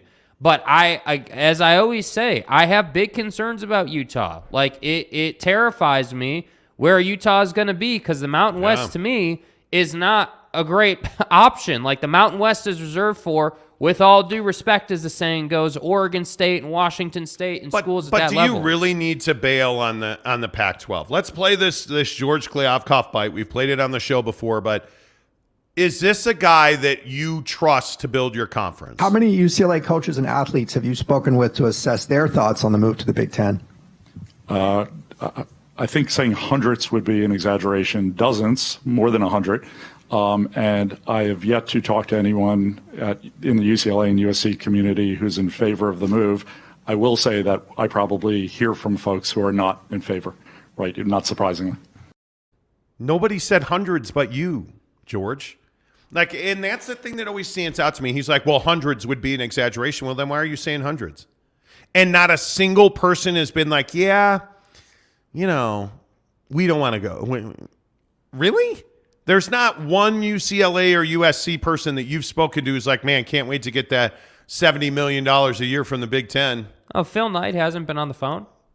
Yeah, it's shocking to me how inept George Kliavkoff has become. But I think the problem is that, again, once again, like, he's one of these guys that just, his actions are going to be paid for by other institutions. That's my problem. Like, you're the commissioner of a P5 conference, right? Like, you're not in an irrelevant conference where you can just do whatever the hell you want to do. Like, your responsibility, and you're seeing this pan out in other conferences, the responsibility of someone like George Kliavkoff, a commissioner of a P5 conference, is to shepherd the conference into a healthy position.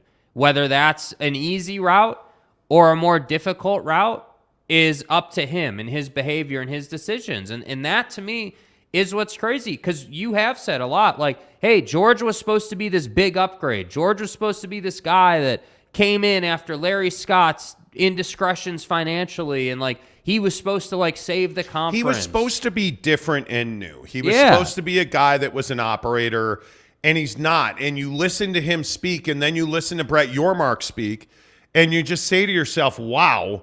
I mean, I think we now understand why a guy like Brett Yormark is miles ahead of George Kliavkoff and the Pac-12. How do you look at streaming as part of the television packages you're creating?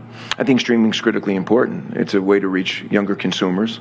But I think right now, my goal is to be on the broadest based platform possible, because we need to grow some of our emerging brands. We need to distribute the Big 12 as broadly as possible. But there's a place for that digital player. And, currently with ESPN, we have Big 12 Now on ESPN Plus. And as we continue the conversations with ESPN, I know there's a commitment to glamorizing us and showcasing us in the biggest way possible on their digital platform. And you'll see that in advance of any kind of extension, because we've got 2 more years after this one on our current deal. So digital plays a key component, and it's part of the mix. He just gets it. Yeah. He talks about reaching people where they are. He talks about ESPN, building up the conference. Like, he just understands it.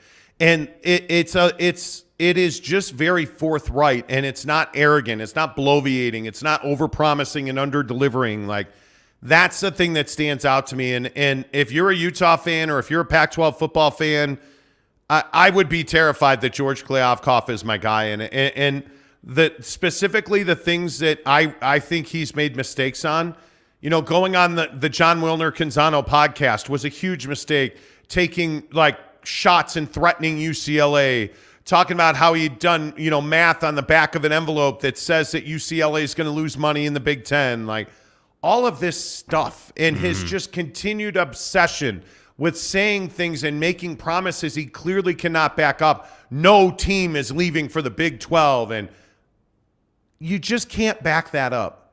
You cannot back that up. You cannot back up that UCLA is going to lose money, because you don't know that they're going to lose money, because who's going to be the travel partner? Oh, but wait, no team's leaving. Well, everybody and their brother now believes that Washington and Oregon are going to the Big Ten. And I've heard this story about how, Gene Smith, the athletic director at Ohio State, has vetoed Oregon and Washington. No such thing has taken place from what I'm told. It's simply a matter of process and time and the right time and space to make an expansion announcement. That's really all this is. But it is certainly not something where the Pac-12 is in some amazing position and they're going to dominate and they're going to be the ones taking, get out of here, man. It's just so short-sighted. It is just so short-sighted. Congratulations. I mean, that's bullshit. Yeah, I just can't even tell you. And I think that, when he says stuff like that, it makes the conference look bad. I almost feel like I can only imagine. I'll use Phil Knight as an example. You've got a guy in Phil Knight, Mr. Nike, who's going around and calling all these other conferences, right? Like we'd heard those reports, and he's been trying to make something happen. And likely the Big Ten's going to work out. We know that. We've heard that. It's pretty substantial, incredible information. But I can only imagine when a guy like Phil Knight is having to call Kevin Warren, the commissioner of the Big Ten, and having those conversations. Can you imagine what Kevin Warren is saying to Phil Knight? Like, hey, dude, you've got a joke of a commissioner. Here's what we got going on over here, right? How can we get this done? What do we need to work out for you guys to be in the Big Ten so you can have travel partners and so it's a little bit easier? Because we know, admittedly, that traveling from the West Coast to the Midwest for a college kid inside of the program and the structure of college football is it is a little more demanding. Absolutely. It's a little more demanding. So we value you, Oregon. We value you, Stanford and Washington. That's what I think George doesn't understand. It's not just about the fact that they're, by most people's estimations, that UCLA would lose less money by going to the Big Ten. They have a huge hole to dig out of. And it's just amazing to me that George can't understand that. Won't. And I think he does understand that, but he won't. Thanks, M. Alvarez, for the $5 tip. He says, here's some money to talk about your Thanksgiving drive. Yeah, we're doing what Mr. Alvarez there is talking about is we are raising money through our tip feature to provide Thanksgiving and after that Christmas for a family that is in need. We'd really like to give back to our community. You guys have taken such great care of us, as evidenced by the studio we're currently sitting in at Maverick Center, but we would love nothing more than to be able to give back to a family at Thanksgiving. So we're asking you to do two things. Number one, if you are able and if you are willing and if you feel so moved, leave us a tip, whether it's $5, $1, $100, and we'll take that money and use it directly to provide for families at Thanksgiving and at Christmas. And then what we're asking you to do is nominate a family in need. And I've gotten several direct messages about it already. So hit me up on Twitter or Instagram, The Monty Show, Monty, The Monty Show. And let me know, hey, is it your brother's family, your sister, your cousin, your neighbor, your coworker, whoever it might be? If somebody is in need of help at the holidays, whether that's food, clothing, whether that's to pay a light bill, whatever we can do to help, please let us know by DMing us at The Monty Show, Monty, The Monty Show on Twitter or Instagram.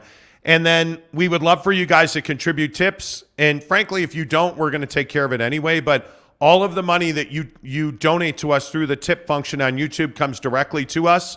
And we will take that money and we will use it to provide Thanksgiving. We will do videos on it on this YouTube channel so that you guys see there's accountability and transparency, because we are so thankful and humbled by the fact that you guys watch this show every day, that you guys support this show and this channel. It makes a huge difference to us that you guys go to our sponsors. We really appreciate that. So if you want to leave us a tip, that's great, but send us nominations for families that are in need. DM me at The Monty Show, Monty, The Monty Show. M. Alvarez, who appreciate you very much. Thank you for that. NY Monty fan says, at this point, the Pac-12 should probably get rid of him. It would, quote, look better. And if they and any hope of retaining teams or luring more teams, it would be better to say goodbye. I don't know what you do to get this right. I don't. I think the Pac-12's in a very precarious spot. Tanner says, good old delusional George. Yeah, seriously. Yeah. Good old delusional George. James Jensen says, time to join the bandwagon, Jake. The Jazz are legit. We'll get back to Jazz basketball here in 15 minutes. And then Jake, by that time, will probably have booked his seat on the bandwagon. Right. Are you off the bandwagon?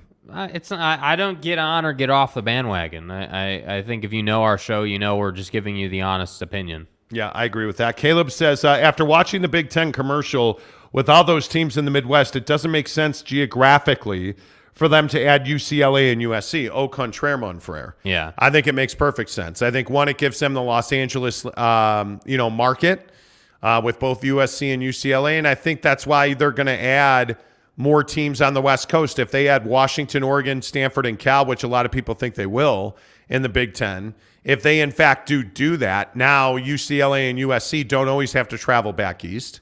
And, I mean, the biggest issue is like Rutgers, having to fly all the way to New Jersey to play Rutgers. But you're going to have systems and travel partners in place so that you don't have to do that. And one of the things is like adding Utah. You know, if you add Utah, let's say, or if you add, let's get crazy and say all the Pac-12 teams go to the Big Ten. Like that, you do that simply so that travel and the rigors of travel are far less. And this goes back to what George Kliavkoff said, where he said in time and money and travel costs that UCLA is going to lose money. He can't back that up. And when he was asked for those numbers, he refused to provide them.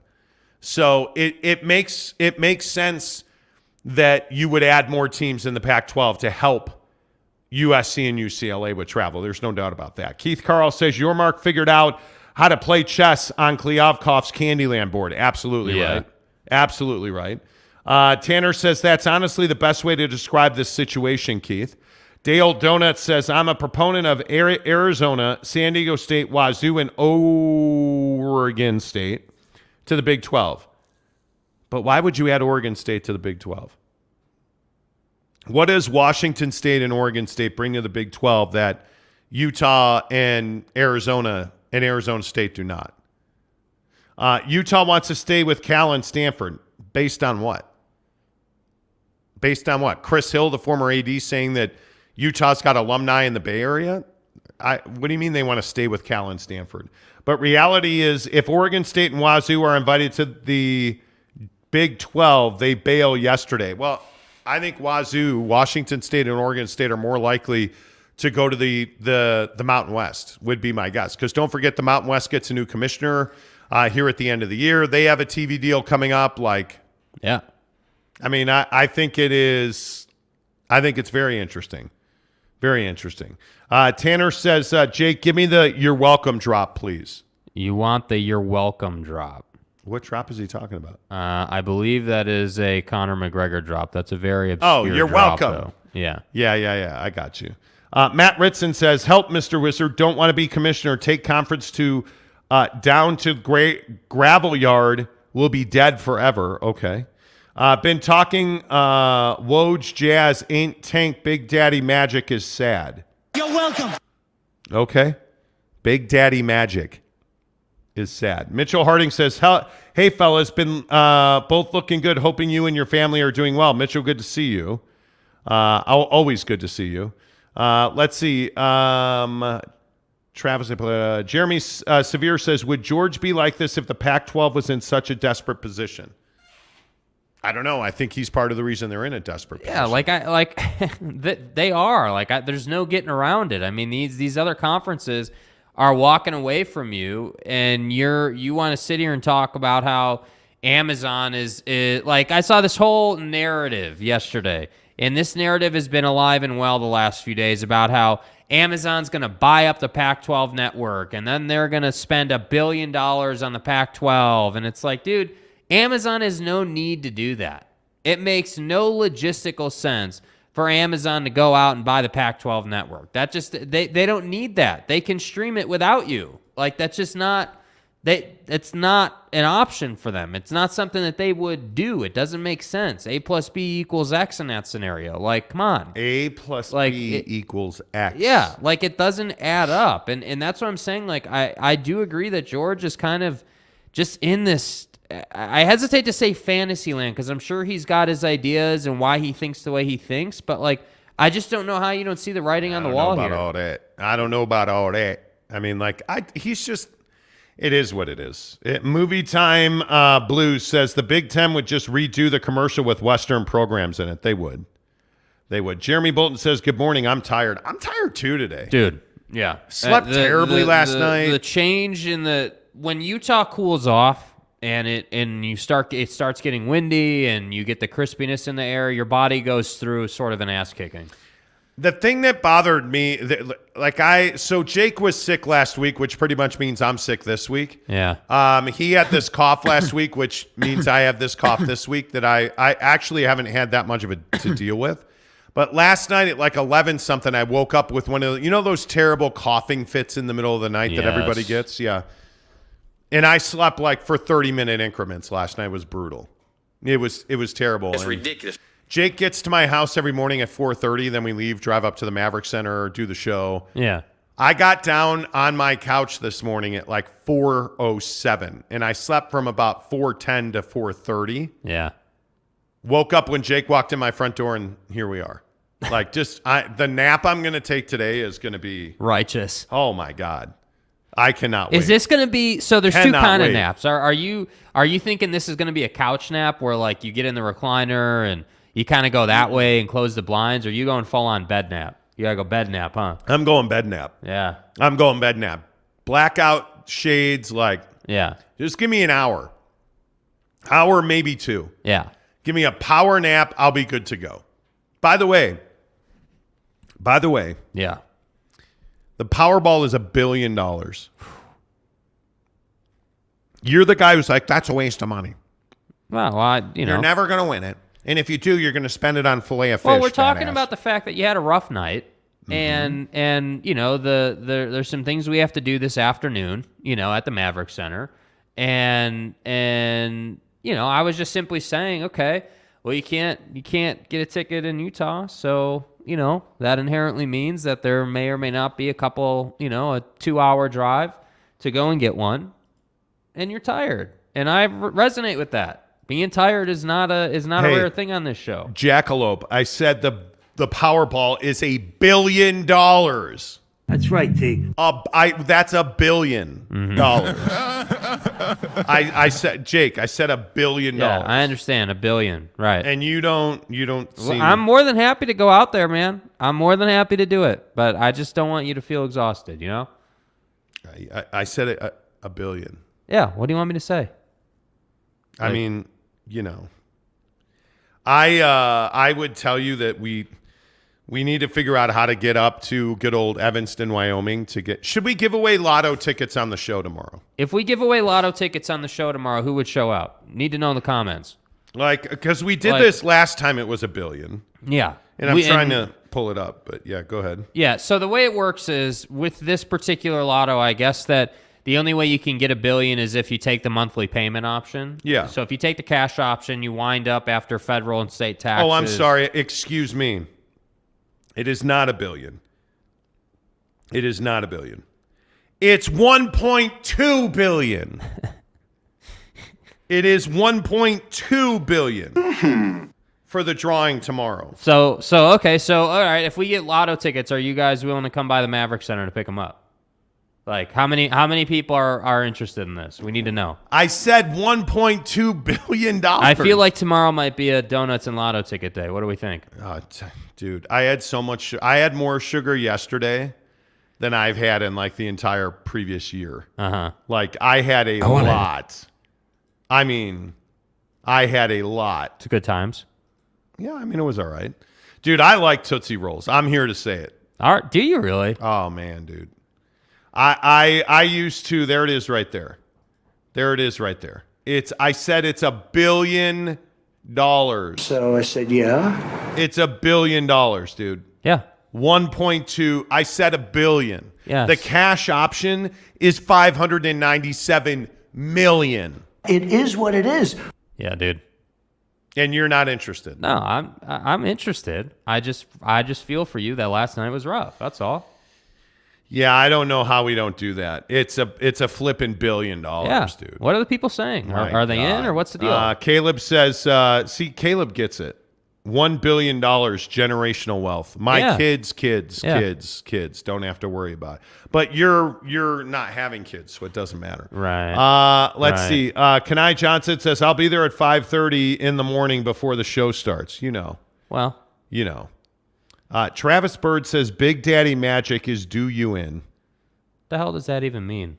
Bro, what is wrong with you today? Dude, are you on... Did you get some nose powder, or what's the deal here? Nose powder? Did you say nose powder? Yeah. Yeah, that's what I said. What are you, nuts? That's what I said, yeah. Wow. What? What's the problem? Nose powder. Caleb says $1.2 billion. Yeah, generational wealth. Yes, indeed it is.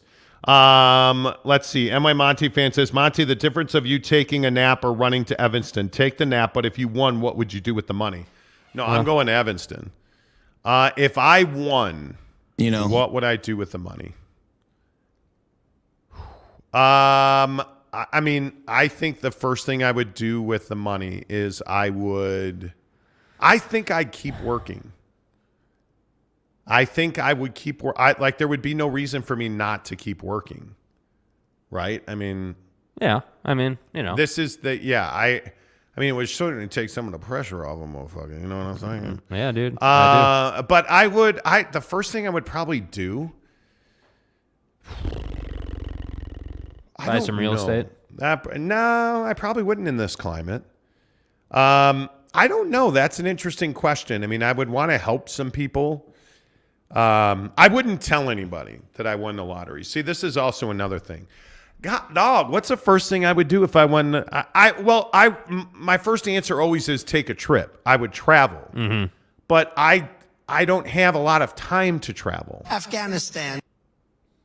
I would not go to Afghanistan. I would not go to Afghanistan. Well, okay, let's take that Jeep tour in the Cornball Valley. Afghanistan. I'm good. I think I would probably, it might be something real estate.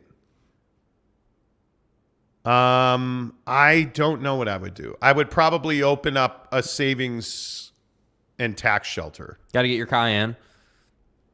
Yeah, but I think that's all that's not the first thing I would do. I would probably take a trip. Jeremy Bolton says, I'd buy a muffler for Jake's Subaru. Jeremy, come on, bro. I mean, well, he ain't wrong. He ain't wrong. Sounds good. Y'all can hate. Not Italian. It's not Italian. It doesn't. What's the first thing I would do? Tanner says, I would buy RSL. It's not for sale. Get an accountant that is a tax attorney. Uh-huh. Yeah, it would be financial planning is what I would do. Travis Bird says $1.2 billion makes Big Daddy magic. Okay, what is your obsession with Big Daddy magic? Yeah, what is that? Can you at least explain that? Can I get a country of origin on that saying? Let's take the cheap door in the Cornball Valley. Afghanistan. What does that even mean? People, do you see what we deal with? Bro, Big Daddy what magic. What are you talking about, bro? Jaron Eccles says, buy the Utah Grizzlies. So I absolutely would. 100%. Yeah. Yes. Y'all feel me? Yes. NY Monty fan says, dude, who laced Travis Bird's candy last night? That's what I'm saying, dude. Somebody did. Bro. Somebody. Kanai Johnson says, I would call a meeting for friends and family, telling them I'm having a get-together to see who comes. Whoever comes is blessed, then I'm moving. I don't hate that. It's $1.2 billion. So much money, Are you taking the cash value or are you taking the payments? I would take the cash value. Yeah, I think I'd take the cash value. Yeah, I would take the cash value, be done with it, and grow that. Yep. Salty Drunk says, Jake, you seem overly upbeat this morning. Did you get some over the weekend? No, I did not. See, I did not, actually.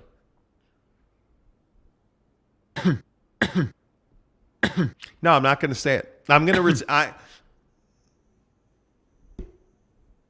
I'm not. I know. And it's amazing you didn't get some over the weekend. Yeah. Because you should have, but you didn't. Jerk. All right. Oh, the day that comes out. With that kind of coin, I would get Saratoga Springs back on the back wall. Is Saratoga Springs not on the back? God darn it. Is Saratoga Springs not on the back wall? I mean, after all, it is going to be the home of Jack in the Box. Is Saratoga Springs really not on the back wall? Nowhere? Tooele, Bountiful, South Jordan. Yeah, unfortunately, it didn't make the cut. Syracuse. Kearns made the cut, but Saratoga Springs didn't. Holiday. Colville made the cut. Magna made the cut. Stop disrespecting me, bro. Are you serious right now? Like what? That says Liberty Park, Salt Lake. Like it's wow. So the funny thing about this wall is that so many people are like, "Hey, why didn't you put XYZ on the wall?" This is fucking America. Why didn't you put XYZ on the wall? Hey guys, I can't believe it. Yeah. I can't believe it. Where's RSL? Hey guys. I can't believe it. Hey guys. With $1.2 billion, you better rewrap that wall, fat ass. I could. You know, NY Monty fan says you have Colville on the back wall. I'm literally embarrassed. Let's settle this right now. Orem didn't make the wall. Yes, Orem made the wall. It's right above my head. Can you really not see it? Yeah, it's like right how next are you to not it. seeing that, bro? Are you serious right Like, now? No, are that's you wrong. kidding me? Right It's there. right there. Dude, bro. Hello? Donnie? Orem made the wall. Donnie, please. Jeremy says, guys, if you could have a wall Hey, from guys. the 80s and choose any name, what Hey guys. wall would you let's see. The blind sportsman DS. I'm tired because I have 2 kids and one will not sleep. Oh, that's the what worst. a pain in the ass. Kurt Myers says American Fork. Nah, bro. No, but for real, if we go and get these lottery tickets, how many people are trying to show up? How many people want to come by? Are we going to commit to it? Okay, so if we're done at 9, I could be home asleep by noon. Could sleep till 2. By noon? You could be home by 11. Could be, if I sleep till 2, could be up in Evanston by 3:30. Well, no, we got to be here at 3. Yeah, I guess I'm not getting a nap. I don't know. Remember, yeah, we have to be here by 3. Yeah, that's right. Let's see. Salty Drunk says, are you eye painted on Tanner? Are your eyes painted on Tanner? What? Okay. What the hell? I didn't even see Orem, but hey, it was hidden behind Jake's big head. Well. No, it's not. It's right next to his head. That's fucking interesting, man. It's right next to his head. It's like, Liberty Park, Orem. Payson's even on the wall. How did we not get... Wow. Okay. Let's see. He says, NY Monty fan says, I would come by even if it was just a meet and greet, but I'm not flying out there. Sorry, fellas. Wow. Okay, we see who you are. We see who you are. Well, I'm not flying out there. Okay, whatever. Let's settle this right now. It's $1 billion. Yeah. He's probably somewhere where he can get casual. a Powerball ticket. Casual. Anyway, yeah, we'll probably have Powerball tickets tomorrow. Travis Bird again with Big Daddy Magic. Bro, like, what are we supposed to do with you, man? Big Daddy Magic down to get some lottery tickets. Daddy? Like, did you just... You can't make up your own nickname on this show. I'm not your daddy. Big Daddy Magic. What? What are you talking about? Like, I don't even have a nickname for myself. You know, like the Cajun Python, but that's not my whole body. What? The Cajun Python. The Cajun Python. I made that up right off the top of my head right then and there. Me? Do you have a nickname for yourself? No. Big Daddy Magic? Yeah, I guess. Apparently. Big Daddy Magic. You named yourself Big Daddy Magic. Yeah, that should be your new YouTube name. Wow. You should replace Orem with RSL. Nah, bro. Payson made the cut. If you want me to take a dump of a town in a box and slap a guarantee on it, I will. Wow. Okay. Okay. What? What I don't know what's going on this show too much today. Candy last night. That's what this is. Carlin Lefevre says Cajun Python LMAO. NY Monty fan says Big Daddy Magic. He refers to himself. He refers to himself. You know.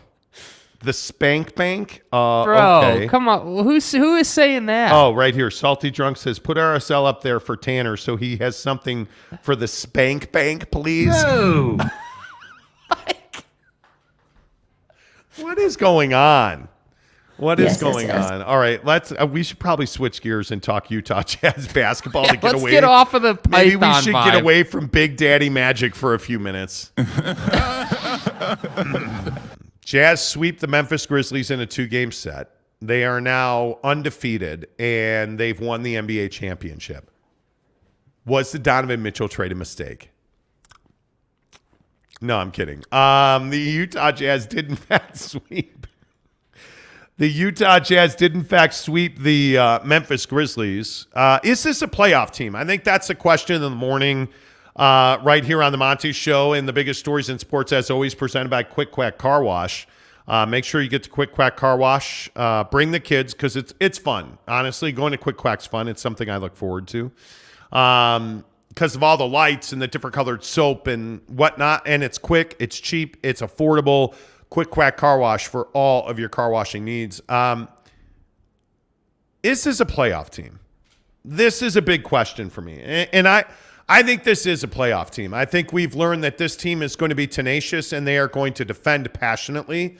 And that makes them a playoff team in my mind. I think this is a team that can win, depending on how well they play, somewhere between 35 and 45 games. And if all things break right, hey, maybe they get 47, 48 wins. They're going to be on the cusp of being a playoff team. And it'll be interesting to see how this season plays out.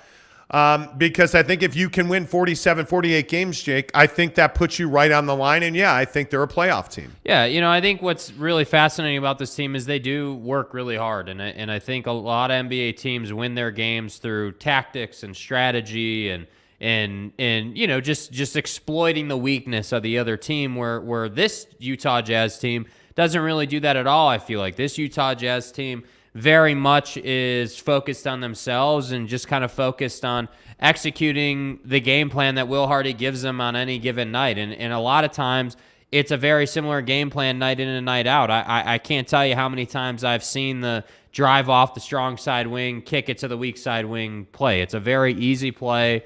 It's standard NBA procedure, but when you can get your guy a wide open look, why wouldn't you do it as much as possible? And so to me, I don't think what they're doing is complicated. I think they can replicate it. I think it really just is a matter of effort and energy, and that's the beautiful thing about it. I agree. James Jensen gives us a $20 tip for our holiday provisions. Appreciate you, James. Thank you for that. Thank you. To which Jeremy Bolton followed up with, Tanner, your new nickname is, quote, the Soaker. The Soaker. To which Tanner said, really, Jeremy, you had to mention the S word? To which Jeremy said, I'm sorry, I hereby find myself. We're getting somewhere. Wow. To which Tanner said, no, Jeremy, you should impeach yourself. No, he's the mayor of Montytown. Salty Drunk says, nice gesture, James Jensen. Rich M says, we're the new Memphis this year. Tanner says, it's too early to tell. It's only been 8 games. Yeah, but the trends are emerging in the NBA. The trends are emerging. There's no question about that. You're heading into the second half of the first quarter of the season. And I feel like you are starting to see, teams like Philly are playing much better basketball. Teams like the Jazz continue this trend of being really tenacious defensively, shooting the 3-ball very well. Like, those are not accidental. You're starting to see who teams are, and they are starting to fall into their rhythm. And the Jazz are starting to fall into their rhythm of really battling hard, being, again, tenacious on defense. And I love what Malik Beasley's bringing off the bench. I like what Colin Sexton's bringing off the bench. If you're going to get Lauri Markkanen for 31, the Jazz are going to be very difficult to beat. If you're going to have Jared Vanderbilt playing this kind of defense, and if you're going to have this kind of ball movement, the Jazz are going to be very difficult to beat. Yeah, 100%. I agree with all that, and I just think it's nice, like, to zoom out a little bit. Like, I think it's just nice that they're a positive story. Like, I was really dreading this whole thing about them being a terrible team and Jazz fans being all pissed off all season and, like, unenjoyable and miserable and, like, the VW thing. Like, I'm glad that we get to sit here and say, like, yeah, this team can win some games. That's really nice. Yeah, I agree. Jacob DeLambo says, if the ball keeps moving like it is, yes, they'll make the playoffs. I agree. I think around 20 games, things will heat up around trade rumors. People need a large sample size before they do anything trade-wise. I would agree with that. Travis Bird says, you silly gooses. I didn't name myself that. 6 women at the Jazz game last night named me that. Oh. Well, let's sit up and take attention. Are you out of your goddamn Straighten up mind? the sweatshirt. I'm sorry, did you say 6 women at the Jazz game named you? No. Bet you weren't expecting this one. No. Yeah, you can't say the name because then you're encouraging him. No. Big Dog O-Town, what's up? He says, I'm Big Dog, put O-Town on it so y'all know where I'm from. Yes, sir, Jazz are a playoff team. What is going on today? Shout out to Mo Bamba. We've got Big Daddy Magic, and now we've got Big Dog put an O-Town on it so y'all know where I'm from. Shout out to Mo Bamba. My guy. I love it. Now we all have to name ourselves, apparently. So Tanner is Big now going to be Dog. referred to as Soaker. The Soaker. The Soaker. Big Dog put an O-Town on it so y'all know where I'm from. That's amazing. That's amazing. Let's see. NY Monty fan says the hardest part to replicate this early success if they make the trades is going to be new players to buy in. Every time they make changes to enhance a team in the rebuild, they will have to get buy-in. That's true.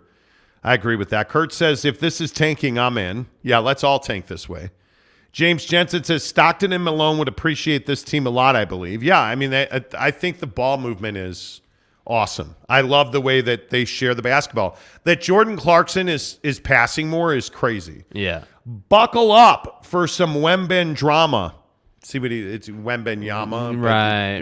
Wemben drama. Right. And as you can see, I'm going through some shit we're now. all going through it, right? Salty Drunk says, is there anything statistically comparing the teams who play deep in the playoffs and slow starts the following season? Well, yeah, there is. I think that's yeah. Jeremy says, my nickname is Jeremy Bolton. People call me Jeremy Bolton. Okay, Caruso. Jeff Johnson says, what the hell is going on today? I don't know. Jeff, I don't know. But the World Series is back in Philly tonight. Yeah. After a rain out last Y'all night. want to play.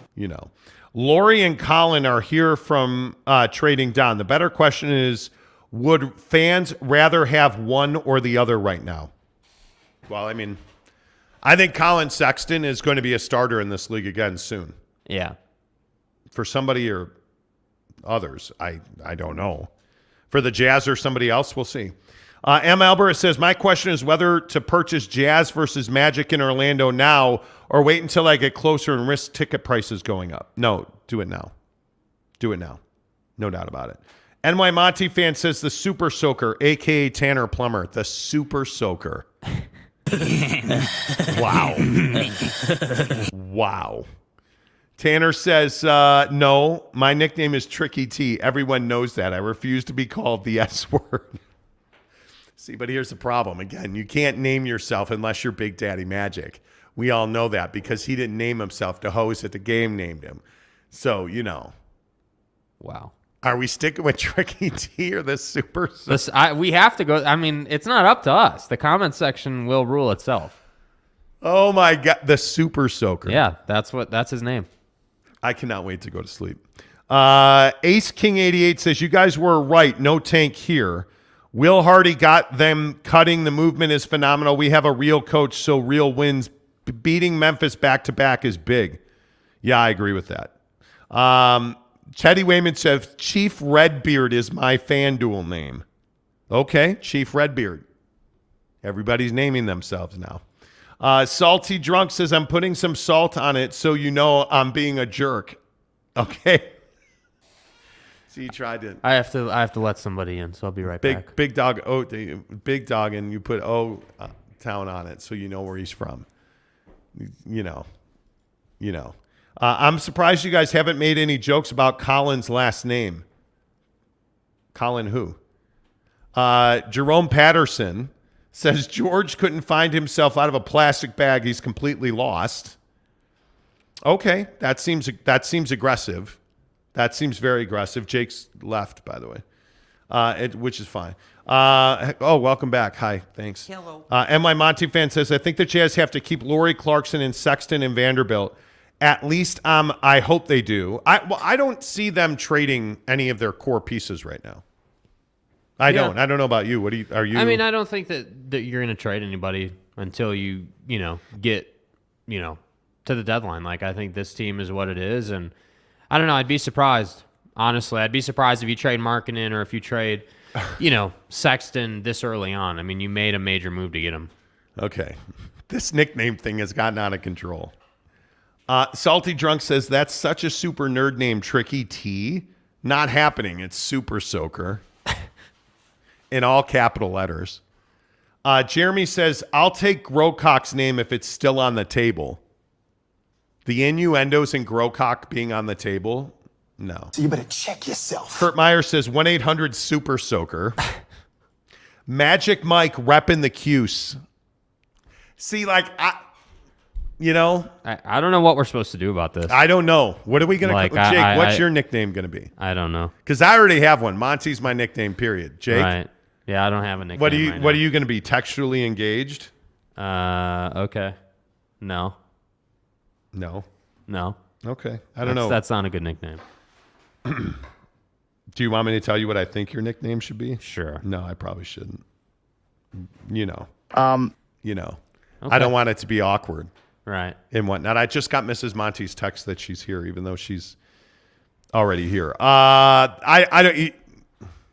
Tanner, unfortunately for you, I do think it is the Super Soaker. Yeah. I don't think you have a choice. Jake's nickname is Zion. Did you call me fat? I think he just called you fat. Did you just call me fat? I think Jeremy Bolton just called you fat. Why would you call me fat? Well, because you are. Like, why would you do that? Oh, relax, Tubby. He was kidding.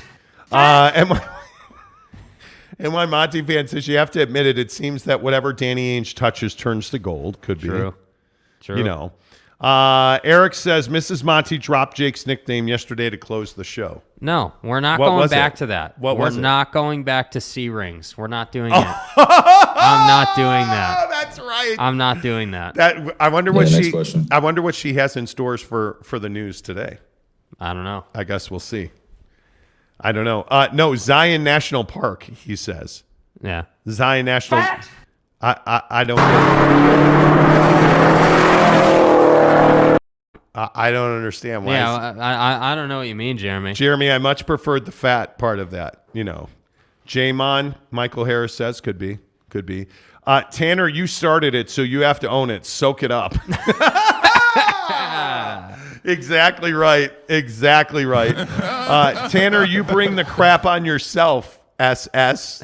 Wow. And my Monty fan says Jake Potato. Okay. Jakey Poo? Sure. Can we talk about how much the state of Utah hates Dylan Brooks? Yeah, we can, because trust me, the state of Utah hates Dylan Brooks. There is no Jazz doubt fans hate Dylan Brooks. There's no question about that. Yeah. Yeah, I would totally agree. Let's see. Jake, Archie, Monty. Nah. I think 47 wins, and if we go out in the first round, I mean, you are right back where you started for next season. And with this new CBA, you may not need more picks for next year's draft. Well, the new CBA, I think a lot of people don't understand, is going to dramatically impact the draft. Because if they lower the age limit, like, the one and done rule goes away, so you don't have to go to college, and I just think it's going to dramatically change how teams draft and how teams acquire talent.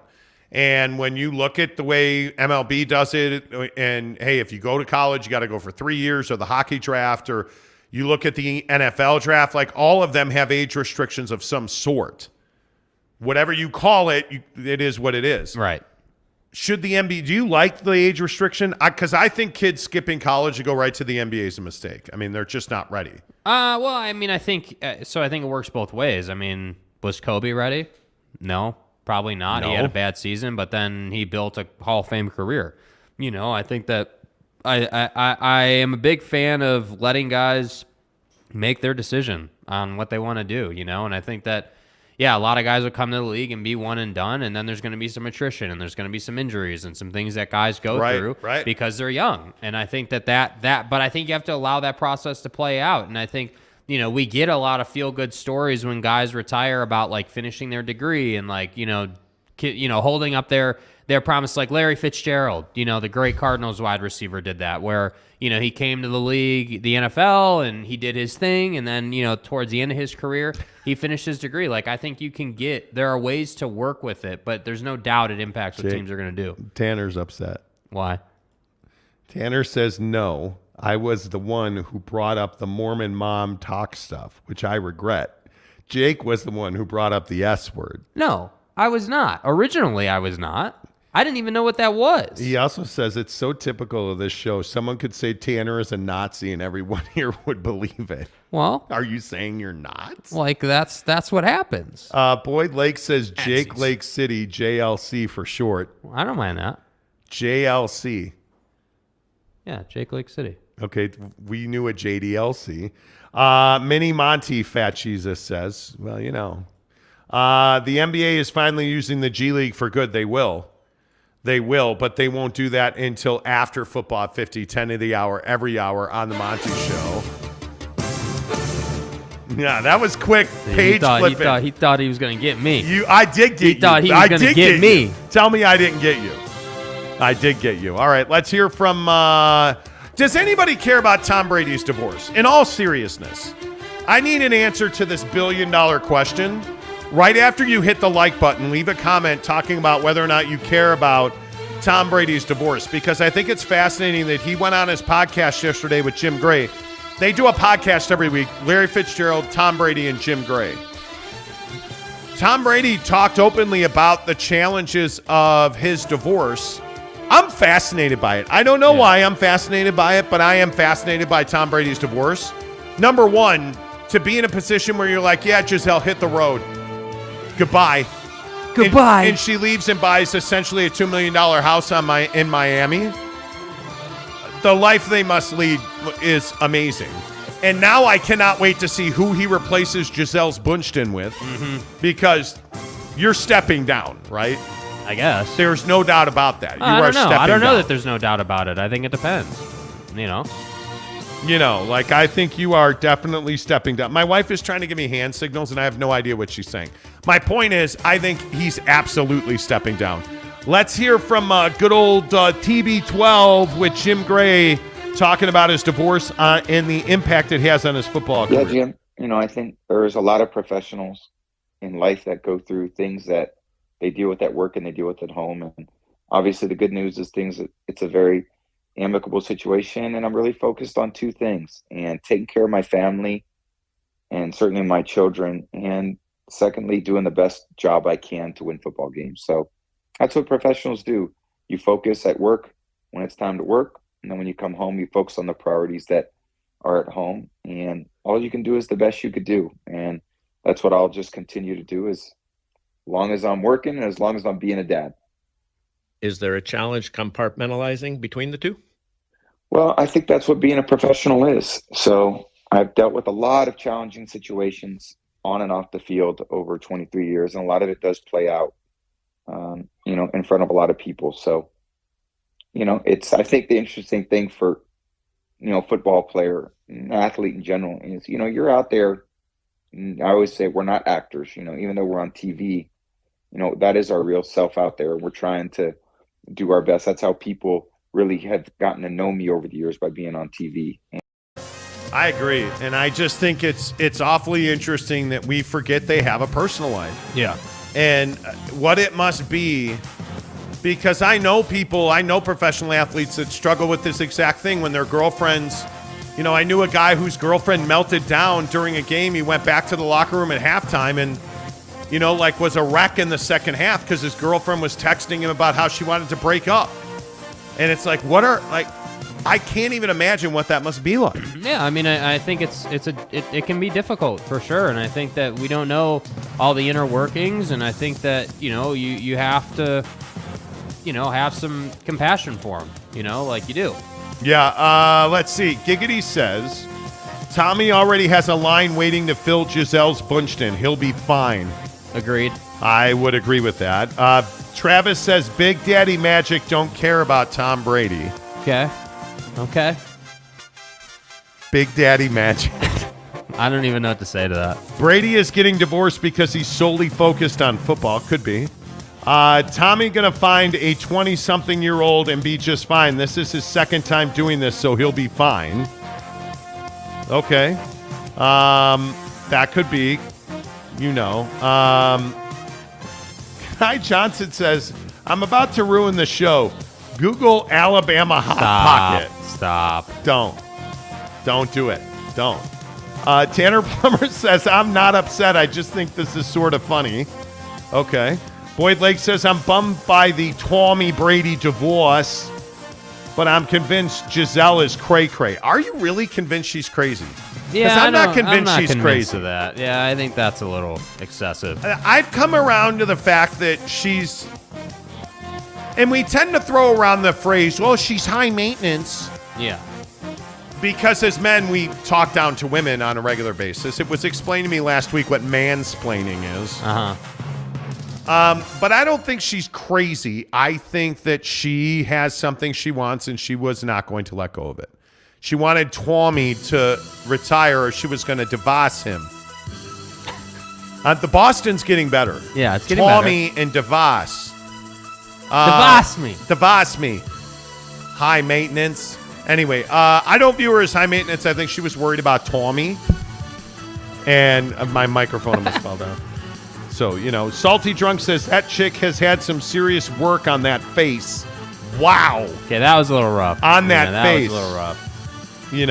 Big Daddy magic again. Let's see. Jaron Patterson says, does a bear poop in the woods? Yes. Give lotto tickets. Perhaps we will. JP Shanahan says, the concern that some have is if Utah keeps this up, they'll be too good to tank. Dude, they're not tanking. Yeah, they're not tanking, bro. They're not tanking. What are you talking about? Jeff Johnson says, I think Giselle is having a midlife crisis. Because of the nature of her work, she doesn't have the life she wants, and Tommy is a robot, so there's that. Well, there is that. He is a machine. Tanner says, you have to know Zach is licking his chops right now. Dude, y'all are crazy today. Y'all out here wild. I don't even know what are we supposed to say to that? I still don't understand why people have a problem with Zach getting older cougars. Is that the right way to say that? Yes, that is the yeah, sure. Yeah, what's wrong with dating older women? Yeah. Oh, wait. You date older women. Tell us about it, Jake. Yeah. I do. Okay, that's fine. Anyway, the point is, how about Zachy Poo? Is Zach Wilson a bust? Is that too strong? New York Jet coach Robert Saleh, all gas, no brake. We used to play that drop in the show, but we don't anymore. Says that Zachy Poo is his starting quarterback. Mm-hmm. Is that the dreaded death knell of the vote of confidence? I mean, it kind of feels like it. It feels like it's Robert Saleh, I'm sorry, it's Robert Saleh, please. Yeah, Saleh. Protecting his guy. And look, I hope Zach can figure it out. It would be great to see him have a long career. I think he's talented, but he just hasn't come through yet. So we'll see. Do you care? I wouldn't say that I care that much. I mean, it's Zach Wilson is another quarterback in the league. He needs to figure it out, or he's not going to be there. That's what the NFL is. Okay, look, I think he's a bust right now. And I just think that, and this is just my opinion, I think Zach Wilson's a bust. And I think this is not the Jets wrecking another quarterback. I think Zach Wilson just hasn't been good enough. Yeah. It's that simple. I just think that's just my opinion. I don't think he sucks. I don't think if he goes to another team, he's better. Yeah. I just think he's not. He hasn't played well. Mm-hmm. And maybe if he gets a quarterback coach that believes in him, maybe that changes. But he's not reading defenses very well at all. He's making terrible decisions. I don't even know that there's that much of an argument. There's not. NY Monty fan says, I will have a side of Salah with ranch, please. See what it's ranch. It's right. It's ranch. Ranchy, Right. ranchy Ranch.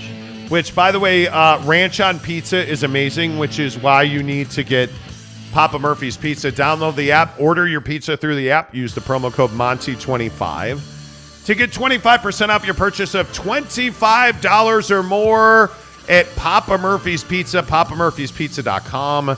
I'm telling you, put the app on your phone. It's the easiest thing. You can order at 10 a.m. Boom, done. Do you like ranch on pizza? Yes, big fan. Ranch. So if you use barbecue sauce on your pizza and then dip it in ranch, Bomb, oh my dude. God. Bomb. Oh my God. Absolutely incredible. I don't believe that there's any taboo thing on pizza.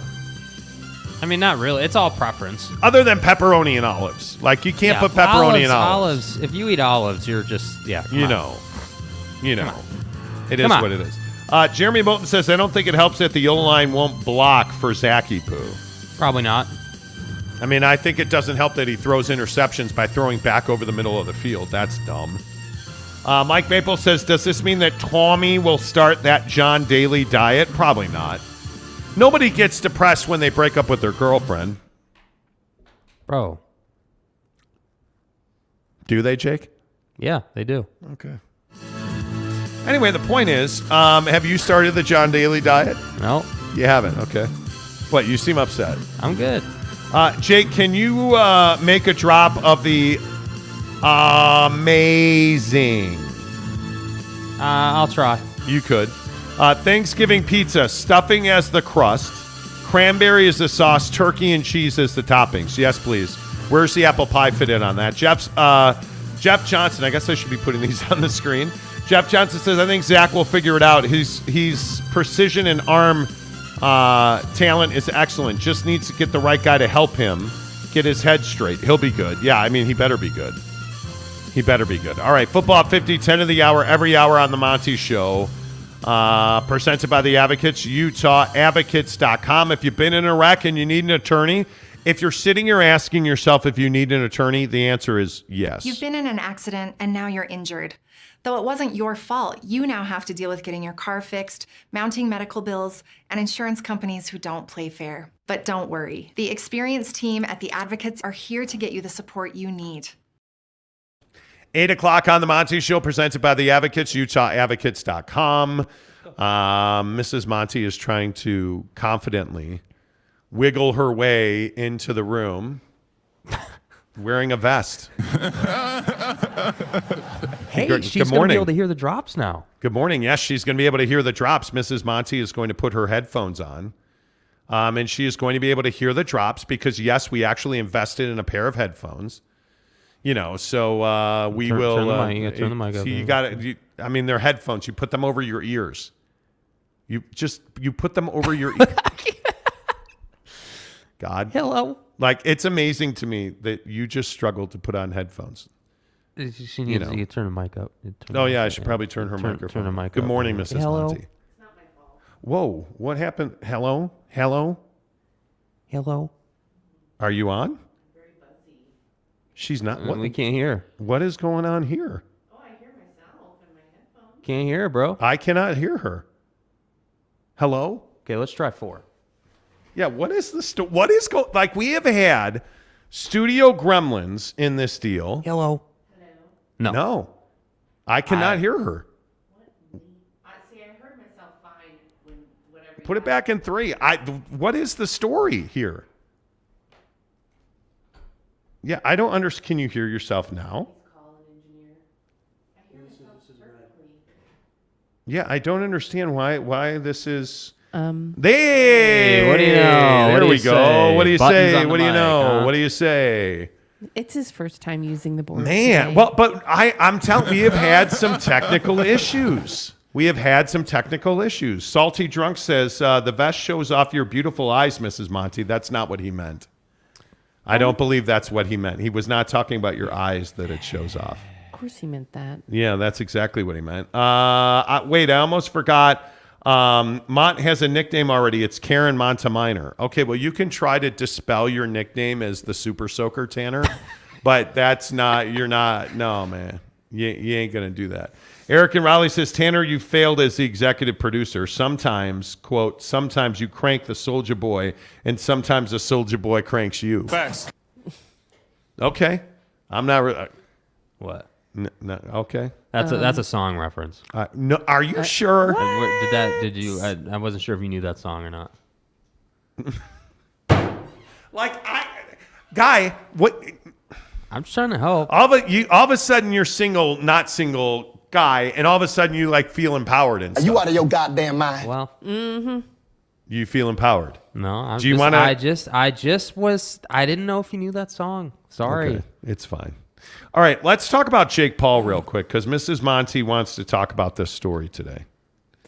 Can I just tell you that I couldn't give a rat's ass about Jake Paul boxing? Like, I hate Jake Paul. I quite literally hate Jake Paul. I don't like him either. But what I found that's funny about this is that they're like raving, like, yeah, Jake Paul is like doing so awesome. Mm-hmm. He's literally like 25 and he fought a 47-year-old. Now, Anderson Silva, I'm not saying like, he's old and washed up. Yeah, he right? is. But Since he tested positive for steroids and broke his leg, I'm going to say he's old and washed That was up. so gnarly, dude. Well, yeah, okay. But like they're totally pumping this like, man, it was the best fight ever. Yeah. And I'm like, wait a minute. The dude is more than twice your age. Why do people, in the comments, I'd love to hear about this. Yeah. If somebody wants to explain to me why Jake Paul is relevant, I would love to hear it. He's got millions of followers on YouTube. The guy is a multi-gazillionaire. Yeah. Somebody needs to enlighten me as to what I am missing on the greatness of Jake Paul, because I don't see it at all. The thing for Jake Paul is he started on the Disney Channel. You have to remember that. So like he has had followers for a long, long time, like over a decade. And I think a lot of those same people are the ones who watch his fights and support his journey and that's support that's the group his he's got. journey. Yeah. What is it's like? No, there is no journey. His journey is to I'm a dickhead. That's what his journey. Because he is. Like they're both. I have never. And if you love those guys, and I explain to me why I should. They're fighting a bunch of washed up old bros, winning those fights, and like, oh, king of the world. And it's like, dude, they're old. Guy, like, do you feel better now you're a 25-year-old beating the crap out of like an AARP executive? Like, congratulations, dude. You're a douche. Like, I just don't understand it.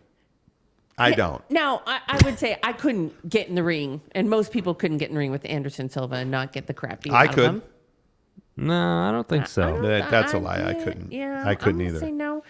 So it is kind of remarkable. He only started taking boxing seriously in the last couple of years. And so people are pretty impressed that he's actually made it to this level. Yeah. But I'm not as impressed about the Anderson Silva fight. Like, fight someone in your class at your age and then let me know how you do. Well, and this isn't the first time people are saying that, he, like, the fights are kind of rigged and, like, he's getting help and, like, there's clear video of him whiffing and Anderson still falling, like, and it's not the first time. It's what that's what it feels like, and he's a guy, and I totally get it. I understand it. He's trying to make his living. I get it.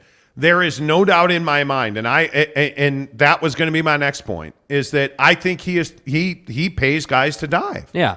I don't know how you get any other.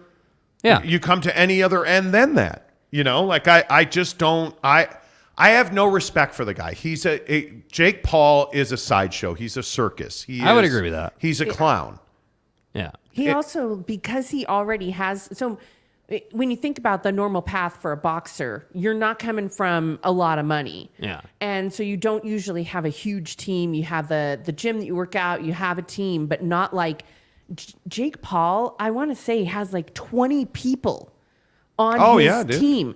That does, all like he lives the life of like a celebrity boxer. Mm-hmm. And so people are saying like there's a, somewhat an unfair advantage there that most boxers are not coming up through that they don't have that huge team. So, but I just thought it was funny that he's like, yeah, like it was as if he fought an equal. Yeah. And it's like, no, you fought a dude who's, And it's not technically a professional fight. It's an amateur. Yeah, like look, I just don't. The guy drives me crazy. Mm-hmm. This is all like a PR stunt. This is all just to make money, and I get it. Like his fights do well. Apparently, his YouTube audience supports him.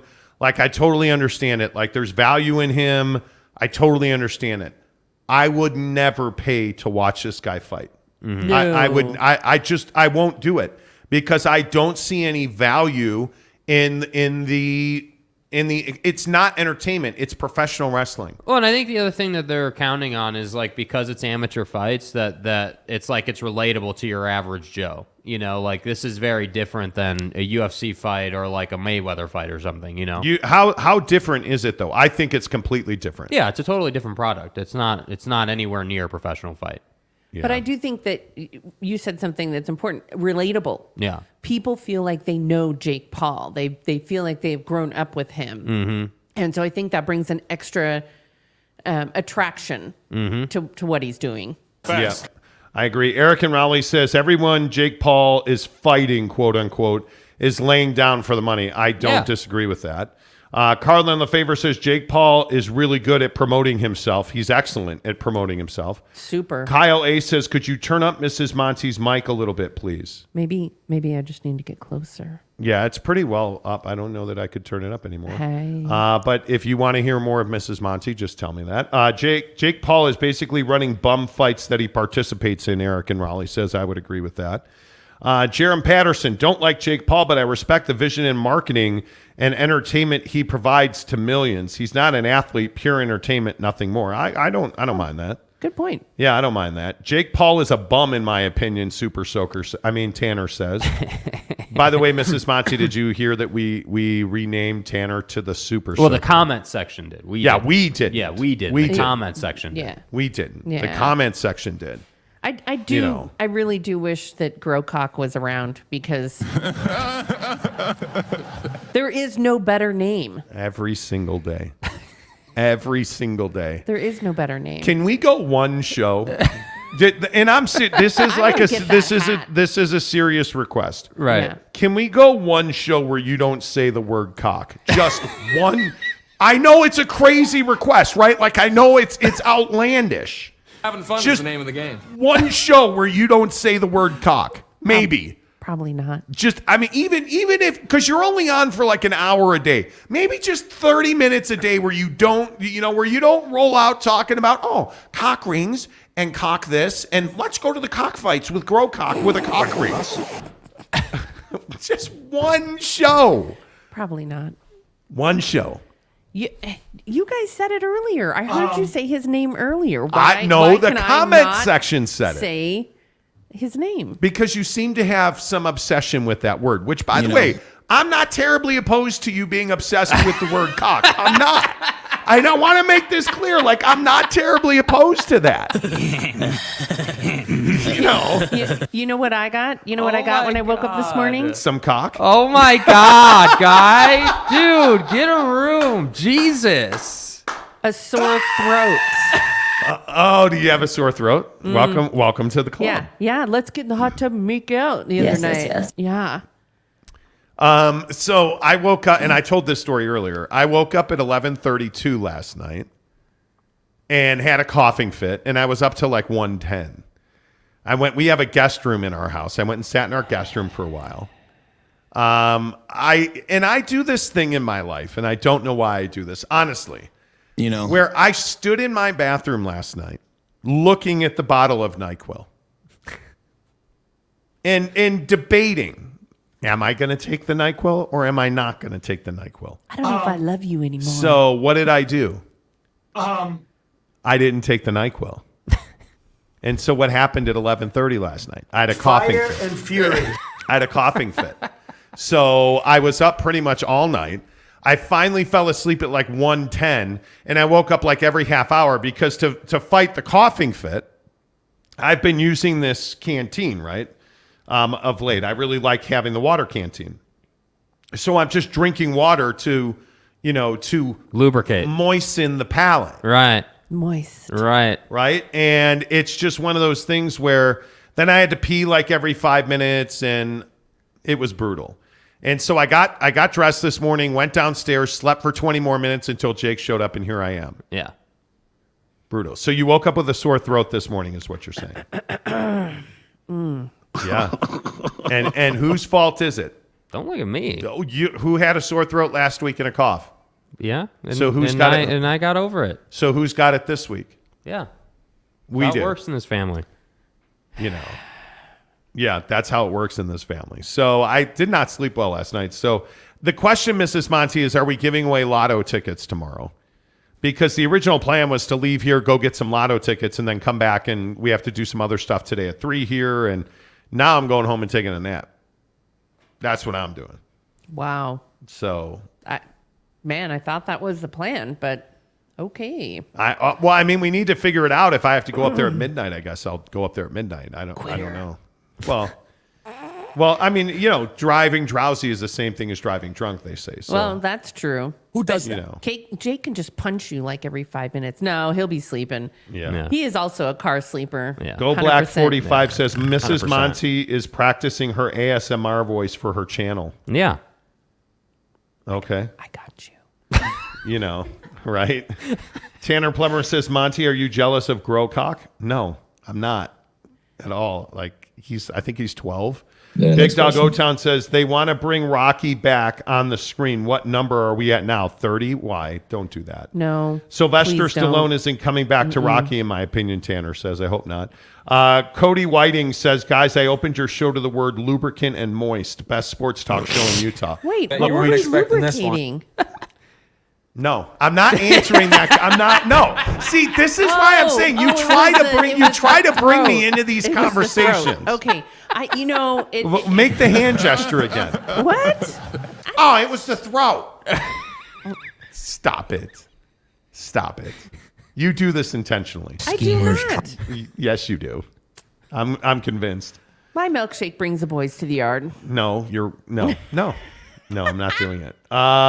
There's a lot of monsoonal moisture in the show today, Keith Carl says. There's actually not, because I'm not. Wow.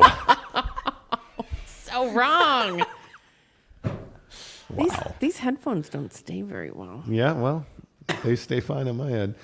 Super Soaker doesn't Have you appreciate seen your that dome? comment, Keith. What has that got to do with anything? What is my... Bro. Anyway. NY Monty fan says, what was this Growcock fellow's profession? He was a student. He was a kid from Australia. Yeah. If you don't know who Growcock is, that's literally his name, Corey Growcock. And he was a kid who listened to the show. And one day in the comments, he's like, we were giving away an Xbox at the time. And in the comments one day, he was like, hey, if I can get 50 votes, can I win the Xbox today, right now? I'm a man. And so we said, okay. And so Jeremy Bolton included in this was like, yeah, give it to him. Yeah. And so like 50 people were like, yeah, give it to him. So we gave it to him. I'm going to do that. And now Growcock is a legend on this show. And he's never come back. Nope. Never. He was like, got it, gone. Not one time. Mm-hmm. If Growcock was around, would Mrs. Monty put a ring on it? No. I already have a ring. It's a valid question. No. Yeah, it's a valid question. Tanner, Super Soaker thinks so, Eric. You're not Super S. You are Super Soaker. Yeah, Super S doesn't quite get it done. Yeah, Giggity says Growcock was a hustled and played all of us in the comments. Yes, he did. Probably. Suckers. I'm for real. Giggity says, I regret my decision. Or Jeremy says, hey, Giggity, I regret my decision. It's your fault. Yeah. It's your fault. Yep. Arlington Bear says Growcock is old school. Yeah, if you're a long time on this show, you know who Growcock is. Yes, you do. Because the guy's a legend. The guy is absolutely a legend. NY Monty fan says this must be when I was listening to Apple Podcasts. Probably. Yeah. But you're awake and alive now, and you're here. Tanner, Super Soaker's ears are curling, Keith. Okay. All right, Mrs. Monty, what's your next Mrs. Monty what else in we the got? news story today? Because there's actually, wrong button. There's actually a couple of good ones in this one today. So you were talking about Giselle earlier. Yeah. Jizzy, please. Yeah. Jizzy. I absolutely loved that there are now odds about who Giselle will date next. That's how obsessed we are. We love to gamble on everything. Yeah. And now there are odds, and there is a clear favorite on who she's going to date next. Oh, God. Can Antonio Brown? Oh, my God. No. I mean, who dates every hot celebrity divorced woman? Pete Davidson. Pete Davidson. Boom. It's got to be Pete Davidson. Nailed it. And the memes are amazing. She's not dating Pete Davidson. Yeah, come on, that's. I mean, that's isn't Pete Davidson below Giselle Bundchen? Yeah. I mean, see, there's something about Pete because obviously, like, there's so many famous rich women who are like, but no, there's I'll not. taste it. There's not. Like Kim Kardashian is not on Giselle Bundchen's level. No. Like Giselle's Bundchen is way better than Kim K's Bundchen. Yeah. Like, Giselle has class, are you, I feel like. Giselle has a certain level. Yeah, and I just think with all due respect to Kim K, and I mean with all due respect, she's just not on. With all due respect. She's not on that level. She's not. I don't know. I mean, Giselle is Target. Kim K is Walmart. Like, All due respect. it's just, right? Well, yeah. Am I wrong about that? Like, I just feel like she's not. Yeah. So he had but know. Pete has the best odds at plus Yeah. 1200. Who else is on the list? Next, right behind him, Jason Momoa. Ooh. And I would say, hit that, Giselle. Hit it. Ooh. You go, girl. Get it. Yeah. There's others. One of them is way off. Leonardo DiCaprio. She is I would way love too that. Old. Oh my Yeah, that God. would Can be you? awesome. She's way dude. too old for Leonardo. No. He has No. a strict window of like 25. Yeah, to 29. he is a bit of a pedo. I don't disagree with that. There is not a chance she is in his age range. But John Mayer. No, John Mayer. Okay, he's Giselle is dude, 42.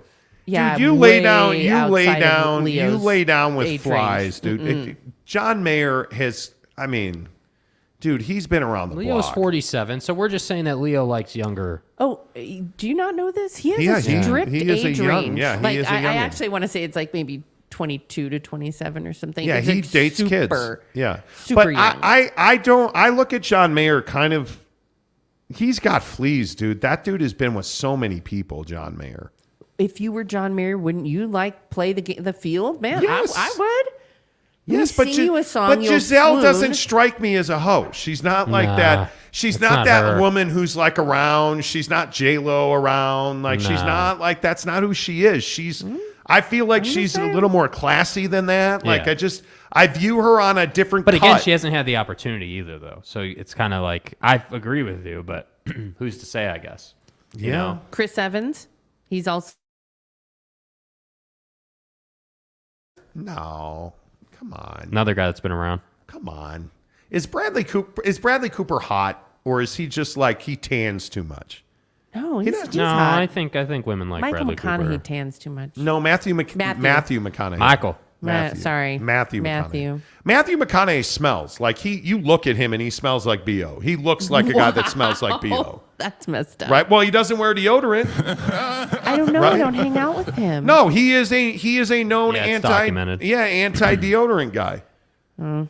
There's nothing where I was around a dude over the weekend in Boise that just dude, like you got to do better than that. Mm-hmm. You know, also like on the list to stir the pot here, oh god, No. Gronk. No. no, No. Do you think she'll cry on his shoulder? Dude. no. Sometimes, okay, maybe. No. Giselle saying- and Gronk? Hey, Come on. they were already close. I mean, like, what kind of guy is she gonna date? Like, what is her level? Is she more of like an actor, banker, like tycoon chick, or is she much more like she's not somebody that's a jock hopper, is what I'm saying. Like, she No, doesn't strike me as a jock hopper. No, Tom's a sophisticated dude, and I think that's what she likes. You know, He's not like- your typical. He's not your Yeah. typical meathead. Yeah. Gronk is very much like Jake Paul. I don't understand the obsession with Rob Gronkowski. Yeah. Like, I get Yeah. it. He bangs porn stars. He parties all the time. He's hot. Like, he went to Arizona. I totally understand it. I've never understood this whole thing where people are like, oh, I want to be Rob Gronkowski. Oh, me meathead. Ooh. Like, I've never understood that. Yeah, I don't know. I don't know. have anything for you. I don't Yeah. get it. All right, what are the people saying? Let's see. Giggity says, no way. Gronk has a fine honey. Yeah. Does he have a girlfriend now? Probably. That would, wow. Okay. Teddy Wayman says she should date Jennifer Aniston. Both classy. I'd pay to watch that. Gumbylicious says John Mayer has fleas. He does. He does. I feel like John Mayer's been around. I don't you know know. personally about any You know. fleas for him. Travis Bird says Big Daddy Magic is demanding lottery tickets. How about that? go Okay. right ahead and demand all you like. Fat Jesus says Pete Davidson has a bigger chest than Tom Brady. Okay. Okay. I don't really want to see Pete Davidson naked. Isn't he like he's very much like Taylor Swift? Like if they're naked, they look like E.T. And I'm just not here for that. Like I don't know that Taylor Swift looks like E.T. You know what I don't like about Pete? Really they're bad not Myron. They're not Myron. tattoos. Yeah. Like I feel like a 12-year-old drew on all of his tattoos, and it's just bad. Yeah. It's Like- not great. Tattoos are great if they are done well. I'm just not. I don't know. I like Pete as a comedian. I actually think he's funny, but I'm just not here for like that's just you ruined that now. You ruined like thinking about Gisele Bündchen laying in bed with Pete Davidson makes me want to vomit a little bit. Yeah. As you can see, there's not much hope for you left. Dude, like It's just brutal. I'm It's not brutal, doing. dude. Yeah. I'm telling you, she's not. Pete Davidson is not. No, that's not. I can't see that, dude. No, there's just no. I can't see that. There's no way. Brett Burnett says Giselle won't date again ever. Too focused on the kids. I wouldn't say that see, at that's all. such a horse. Yeah. I won't date until they're 18 or I get caught. Like that's all that is. Because you're not going. I'm telling you now, adults need sex with very few exemptions. Adults like planting seeds in gardens. I'm telling you, the women who are like, oh, I won't have sex until my kids are out of the house. You're a liar. Everybody's got that hoe in them. We all know it. That's right, T. Oh, but Dr. Laura said I have a shut up with Dr. Laura. Who cares? Who cares? Go get that. Anyway. Saddle up, sweetheart. Let's see. Gummylicious says, Gazelle, the kind of girl to rob the cradle on her next outing. You just called Giselle Gazelle. Yeah, it's Giselle, not Gazelle. NY Monty fan says, Alex Rodriguez slamming home runs. That's gross. Hey, Alex Rodriguez and Giselle's Bündchen. Yeah, no. See, the problem It's an is... option. The problem is... I would lose respect for Giselle based on who she dates, and Tom Brady will always be amazing because he's going to date many women. Mm-hmm. The double You are standard. so weird with your bromance with him With Tom, and his like excessively big gums. Okay. He First of all, smiles I and don't like, have. You can see everything inside his mouth. Okay.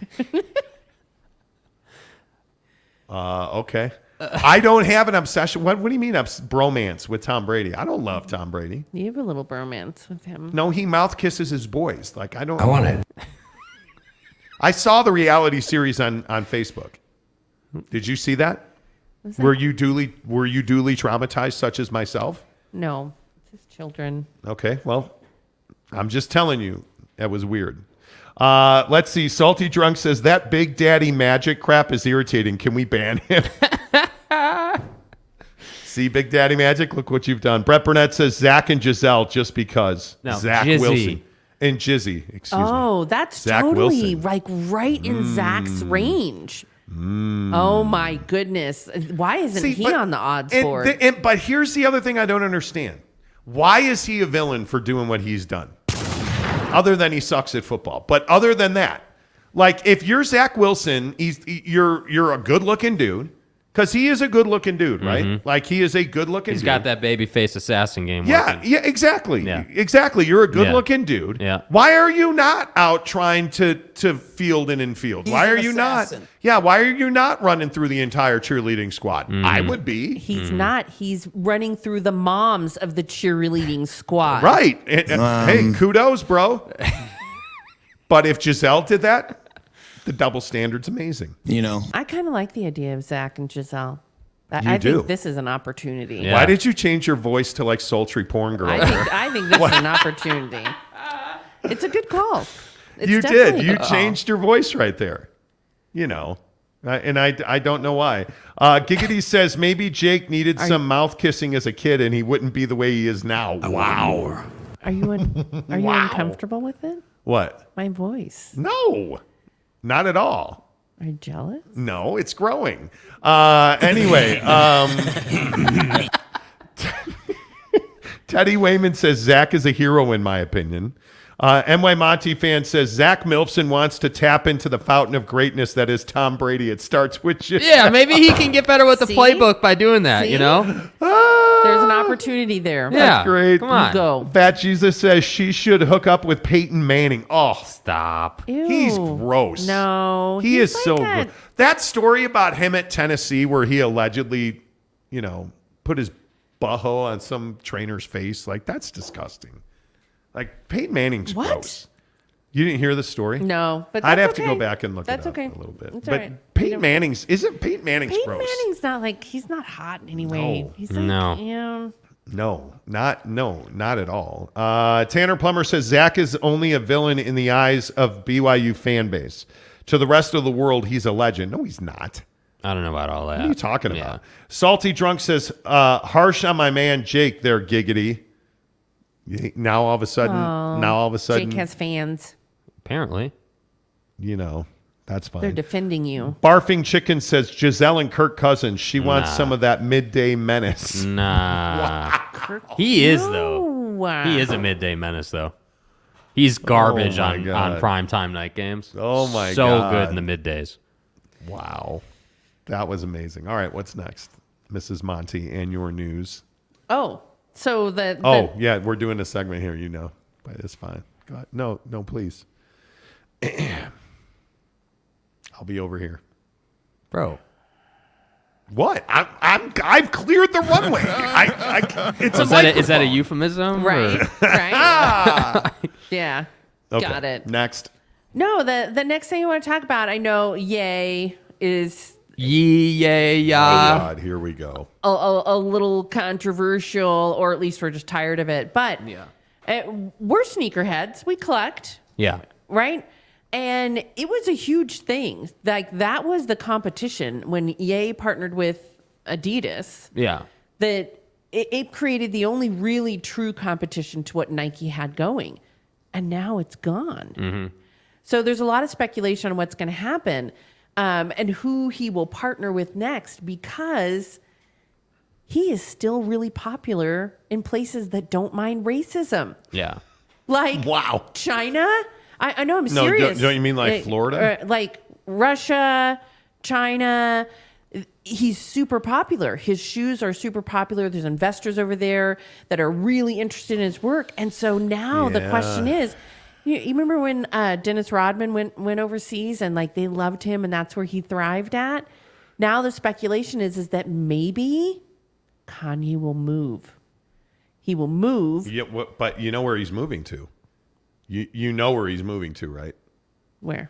TryDayTrading.com/Monty, because he wants to make real money and he wants to stop relying on Adidas, which is exactly what you should do. You should go to TryDayTrading.com/Monty. Make sure you check it out. Do you guys know what day trading is? It's the AMC to the moon thing, man. We make good money on that. And I'm a huge stock market fan. And if you're hating your job today as you travel in on the highways and byways, if you're dreading your job, you should go to TryDayTrading.com. If you love your job and you're looking for a side hustle, go to TryDayTrading.com/Monty. Hook it up.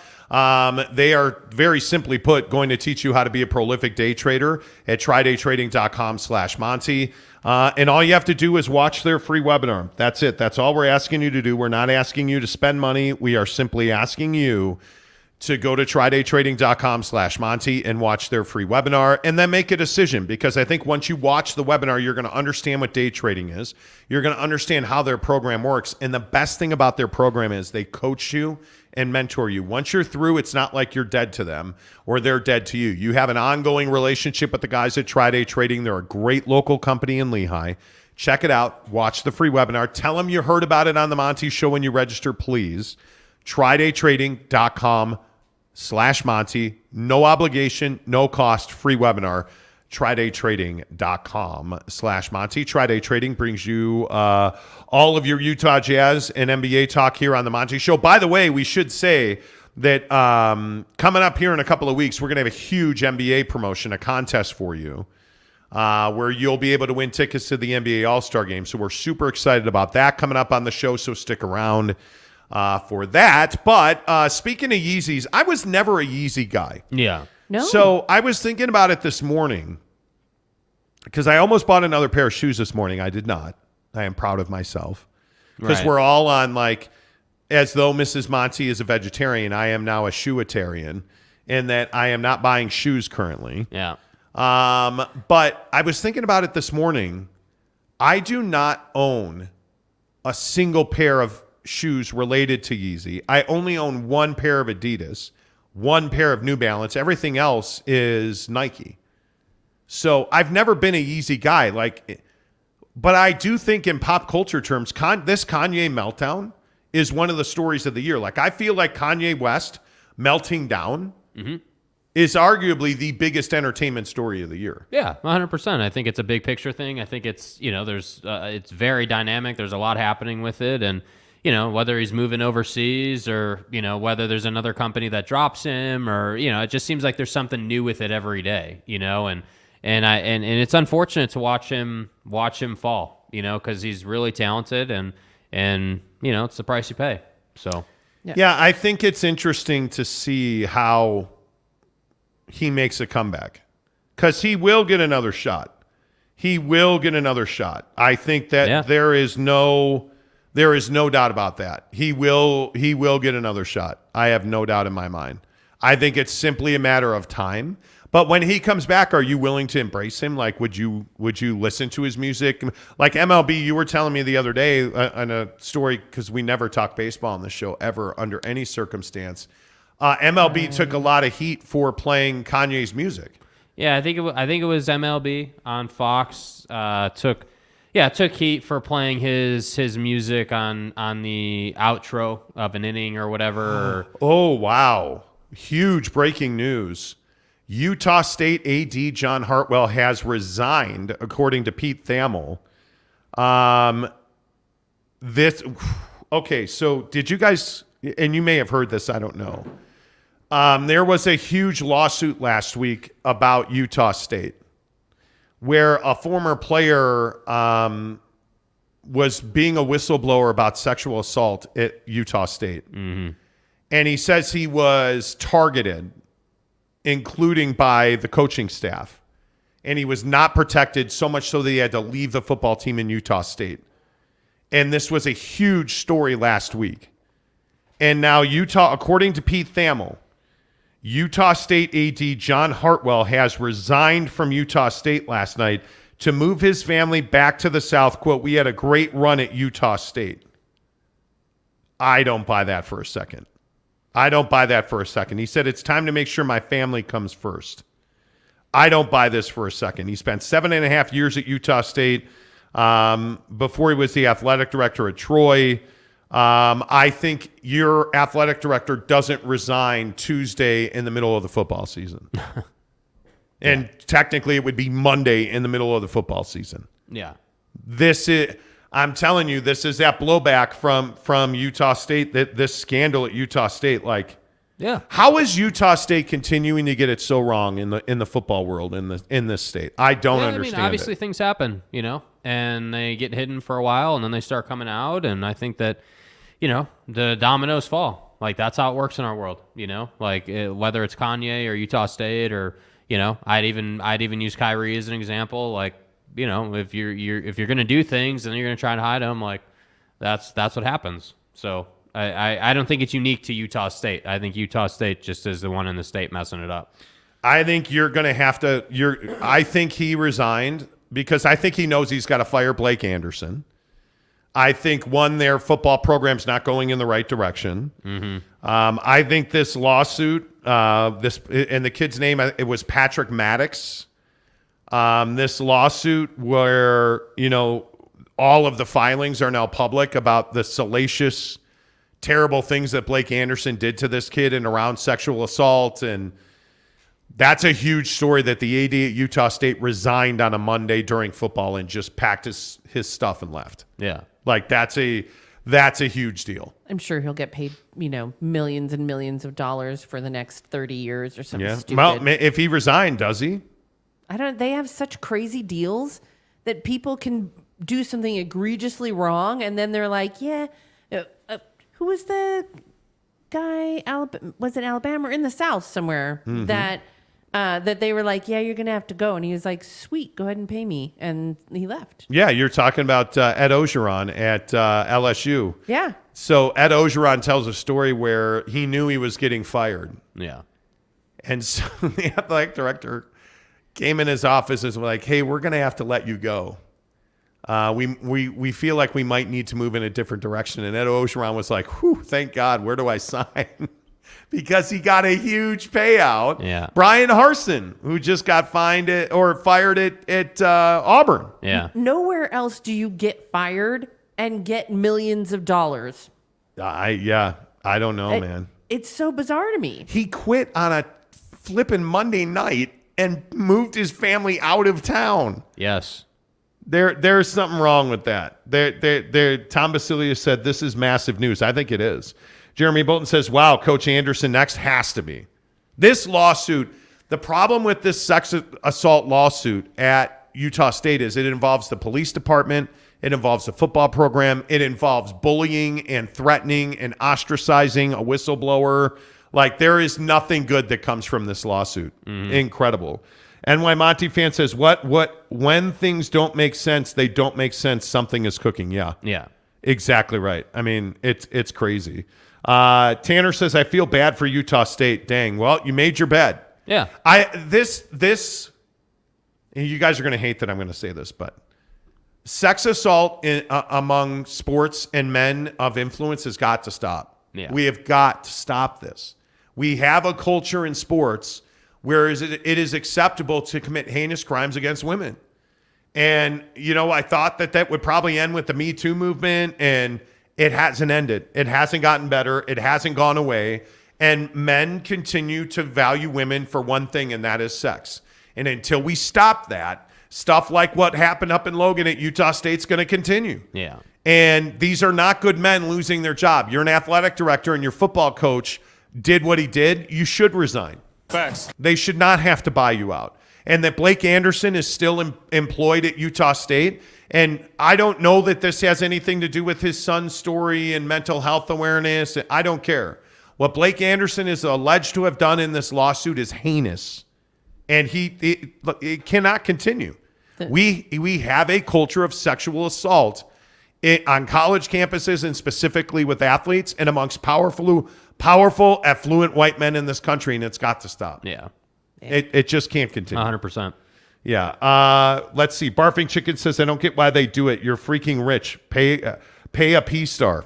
Do what Rob Gronkowski did. Yeah, that's the incredible thing. Like, it's like you have all this resource, and that's where I feel like it kind of sends the message that it's not really about, about just the sex. Play. Yeah, it's a power thing. It's definitely a power play. And it's the age old, like, the one way, especially with like what we have with so many religions where purity amongst females is what's valued, then you can abuse someone through sex. Mm-hmm. Right?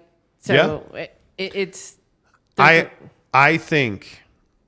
And again, this is just my opinion. I just think that we have a problem with sex in this country. And really, there's no doubt it's not about this that, country. yeah.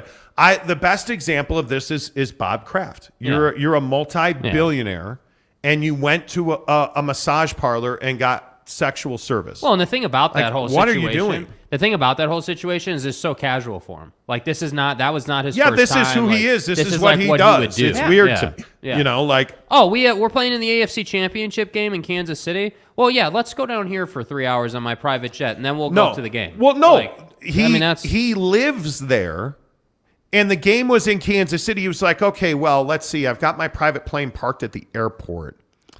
I can go by the Jade Dragon on the way, and I can see what's her name, and we can do what's the thing, and then I can go on to the AFC Championship game, and and then on the way home I might stop back by too.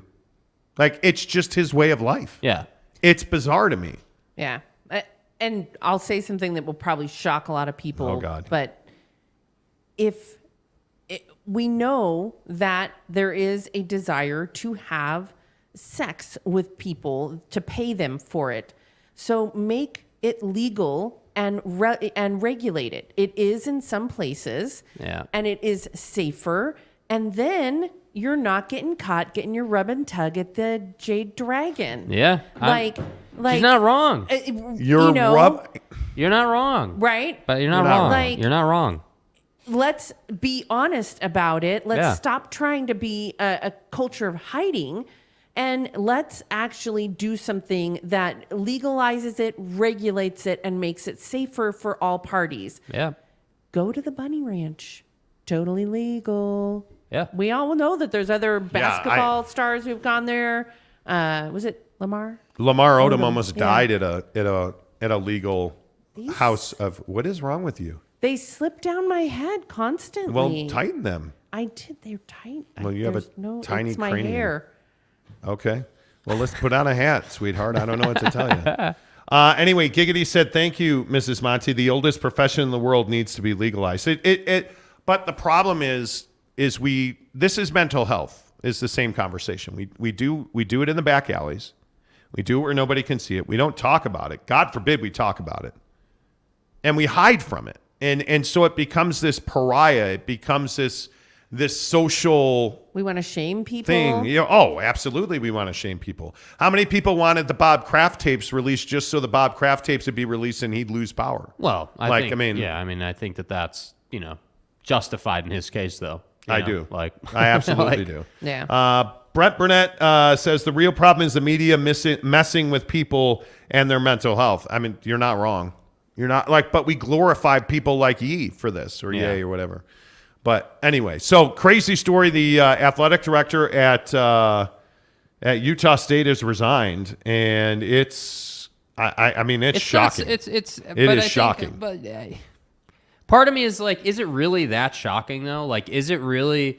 Are we really surprised if another sexual scandal happened at a college campus? Like, dude, the guy from the curling association got forced out. Perfect example. Yeah, I mean, you know seriously. what I mean? Like, you know what I mean? Like, this happens all the time, and it just is a matter of time before guys like that AD are going to get caught. Yeah, absolutely. It's too the bad. Me Too movement started it, and it's just still being uncovered. Yeah. You look at what happened with soccer. Like, it's just still being totally uncovered.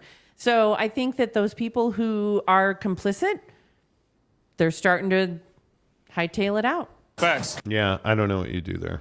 I really don't. By the way, speaking of Taylor Swift this morning, she announced the Eras tour. Yeah, did you see starting that she? for March 2023. I can't remember the exact stat. I'd have to Google it again. But can we get tickets right now? She had all 10 tracks on the top 100 for a while, I guess. Apparently, What am I missing on Taylor Swift? Because you just don't listen to her music. You don't relate with her. But she relates with millions of people. Actually, it's not that I don't listen to her music, because I do. In the past, I did, but I don't view her. I think her new music I'm not a fan of. I don't think she's hot. Like, there are people like, oh, she's so hot. Maybe she's just not my slice of pie. I don't know. I'm missing something on her. Yeah. I don't know what it is, but she's a star. There's no way around it. Like, I think she is. She's 100% a star, and I think people look up to her. And like, yeah, maybe you or someone else or whatever don't particularly find her that attractive by star standards, but I think obviously millions of people do. She's one who I mean, there's quite a few people who've had a sip of that drink. I mean, she tends to be difficult.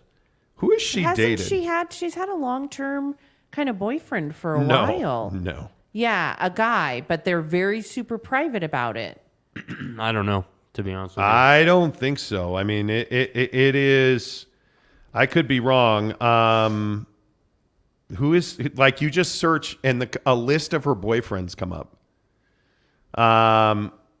Taylor Swift and Joe Alwyn have been dating since 2016. I told you. She's had this long-term boyfriend, but they're very private. Okay. Well, hey, maybe. Can I get the facts drop? I mean, the facts. Joe Jonas. Facts. Joe Jonas from July 2008 to October 2008. Right. Lucas Till. Who's Lucas Till? March 2009 to April 2009, he and Taylor Swift dated. Taylor Lautner, quote, the fall of 2009. John Mayer. What did I tell you? John Mayer, ho. December 2009 to February 2010, dated Taylor Swift. Jake Gyllenhaal. Jake Gyllenhaal. Wow, I had no idea he worked under the hood. October 2010 to January 2011. So, like, dude, she just throws dudes in the blender. Like, these are not long term. Guys, and now she's been with one guy for a long time. Calvin Harris from February 2015 to May 2016. Harry Styles. Yeah. Connor Kennedy. Never heard of him. I don't know. Okay. Yeah. Hey, you know what? Maybe I got it wrong. Maybe Taylor Swift is the bee's knees. I don't know. Are you paying to see a Taylor Swift concert rather? No. I'm not. But I mean, she has millions of fans. So yeah. Let's see. Gumbylicious says music went downhill since Tupac went into witness protection. Bro. That's the best Is comment. that what we're calling it? Please. Let's see. Kelsey Hamer gives us a $5 tip. Hey. And says, Monty, who predicted the Utah Jazz with Gobert and Donovan is the same team as well as coach group of nobodies. Haha. That's why this team is just as good. I don't understand. Monty, who predicted Utah Jazz with Gobert and Donovan as the same team as well as a well-coached group of nobodies. I don't know what that means. But I appreciate the $5 Gobert and tip. Donovan would be just the same team as a well-coached group of nobodies. That could be. Did we predict that? I mean, I always said they weren't tanking. They're not tanking. We've said that. Mike Phillips says, I think Taylor Swift is incredible, amazing songwriter, outrageously versatile, and ridiculously prolific and hardworking. She does tour a lot. Barfing Chickens, I looked it up. There is literally a brothel in Elko that's like 3.5 hours of drive. There you go. Wow. Okay. Go get some. Kelsey Hamer says, shout out to Eminem. I do like me some Eminem. Mike Phillips says, I'm 51 years old, man. He's a 51-year-old man. Okay. That's look, I don't judge people that go to pros. I mean, that's up to you, but that's not my thing. No, but I just wish we wouldn't shame people for it. Oh, we totally shame people for it. And like, let's just be honest about, like, people are so weird about sex. Like, dude, that's why we have so many problems with it. If we were just honest about it and, you know. I think the issue that we have with sex is that I think we view it as a power trip. I think we teach young men to hang medals up on the wall and put notches in their belts. I think we are an incredibly pornographic society. I think porn is so readily available. Social media is so sexualized. I mean, we created the issues that we have. But the reason why porn is so popular, because you can hide it. Hide it in your bedroom. Hide it on your phone. Hide it in the dark. That is it. Just continuing to cause. But why the are we issue. embarrassed by pornography, though? Like, and again, I'm the guy who says pornography is a great destroyer of men. I truly think if you're a regular consumer of porn, you will likely have a dysfunctional sex life. That's just my opinion. That's because you're perpetuating the dysfunction by watching it. Yeah. I'm not saying that there can't be, and actually that there's some movements that are like healthy, like kind of healthy porn or normal porn, where it's actual like normal people, but not like the way the porn. And I think that what we do is you can hide it, and it just perpetuates the issues. Yeah. So people just need to be more honest and open, and I think the conversations need to change. Porn, I don't know that it's the great destroyer of men. I think it just continues to perpetuate the problem. You're not dealing with your issues if you are addicted to something. Yeah. I don't know, man. I think the interesting thing to me is we shame, like, how many men would readily admit they watch pornography? I think most men would deny it, especially in our community. I just don't think as men we like to talk about it. But I like it or like in general. I think in our community where there's so many people in the church, I think it's a difficult conversation. Yeah. And I think that when you look at pornography, it's again, do you realize all the problems we have are the problems that hang out behind the dumpsters in the dark alleys? I mean, this is not like you look at, we were just talking about this thing at Utah State. Like we are so dysfunctional about sex in this country because we won't talk about it. We won't be open and honest and say the things we like because we know that if you're at all a sexual deviant, you're going to get judged.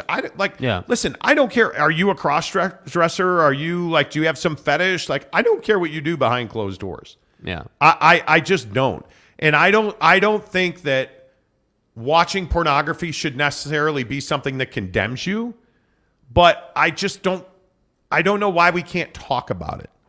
I don't know why we can't because I think there's judgment. That's why people don't it's not what would be in any conversation, what's the incentive of bringing something up or talking about something if you're just going to be judged? It's not a two-way street. You're basically just admitting something that you're insecure about only to have the other person judge you and say you're an idiot.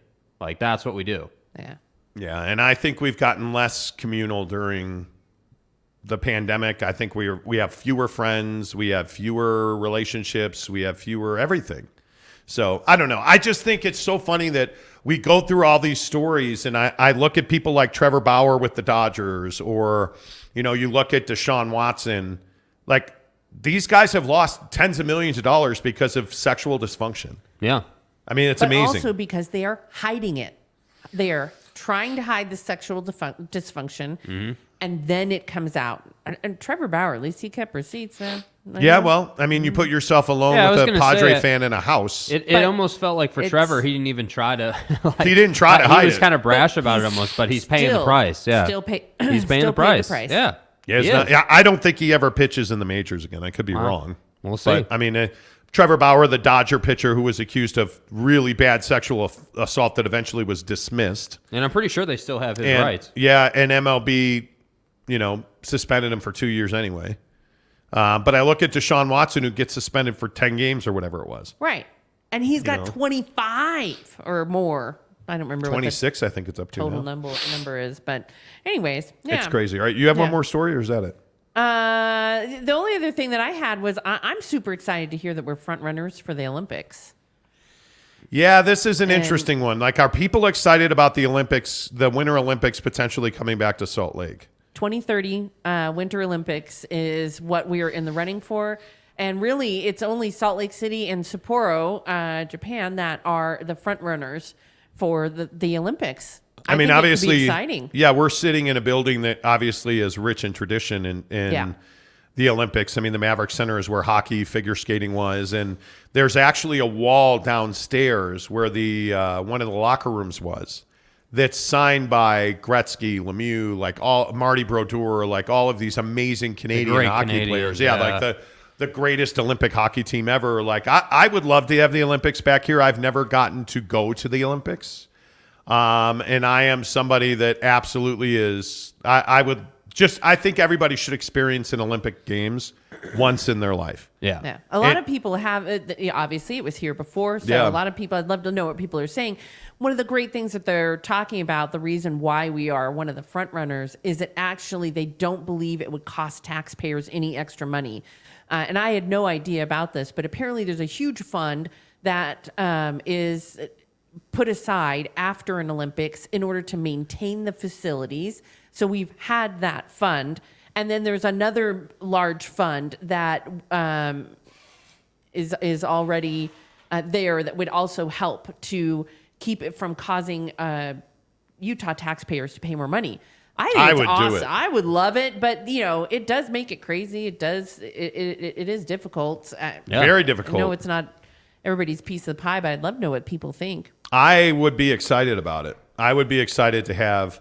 I'd be excited to have it. And I think it's one of those things where I think the Olympics is good for our community. I don't think it's good for Sochi, Russia. I don't think it's good for Brazil. It was a disaster in Brazil. Yeah.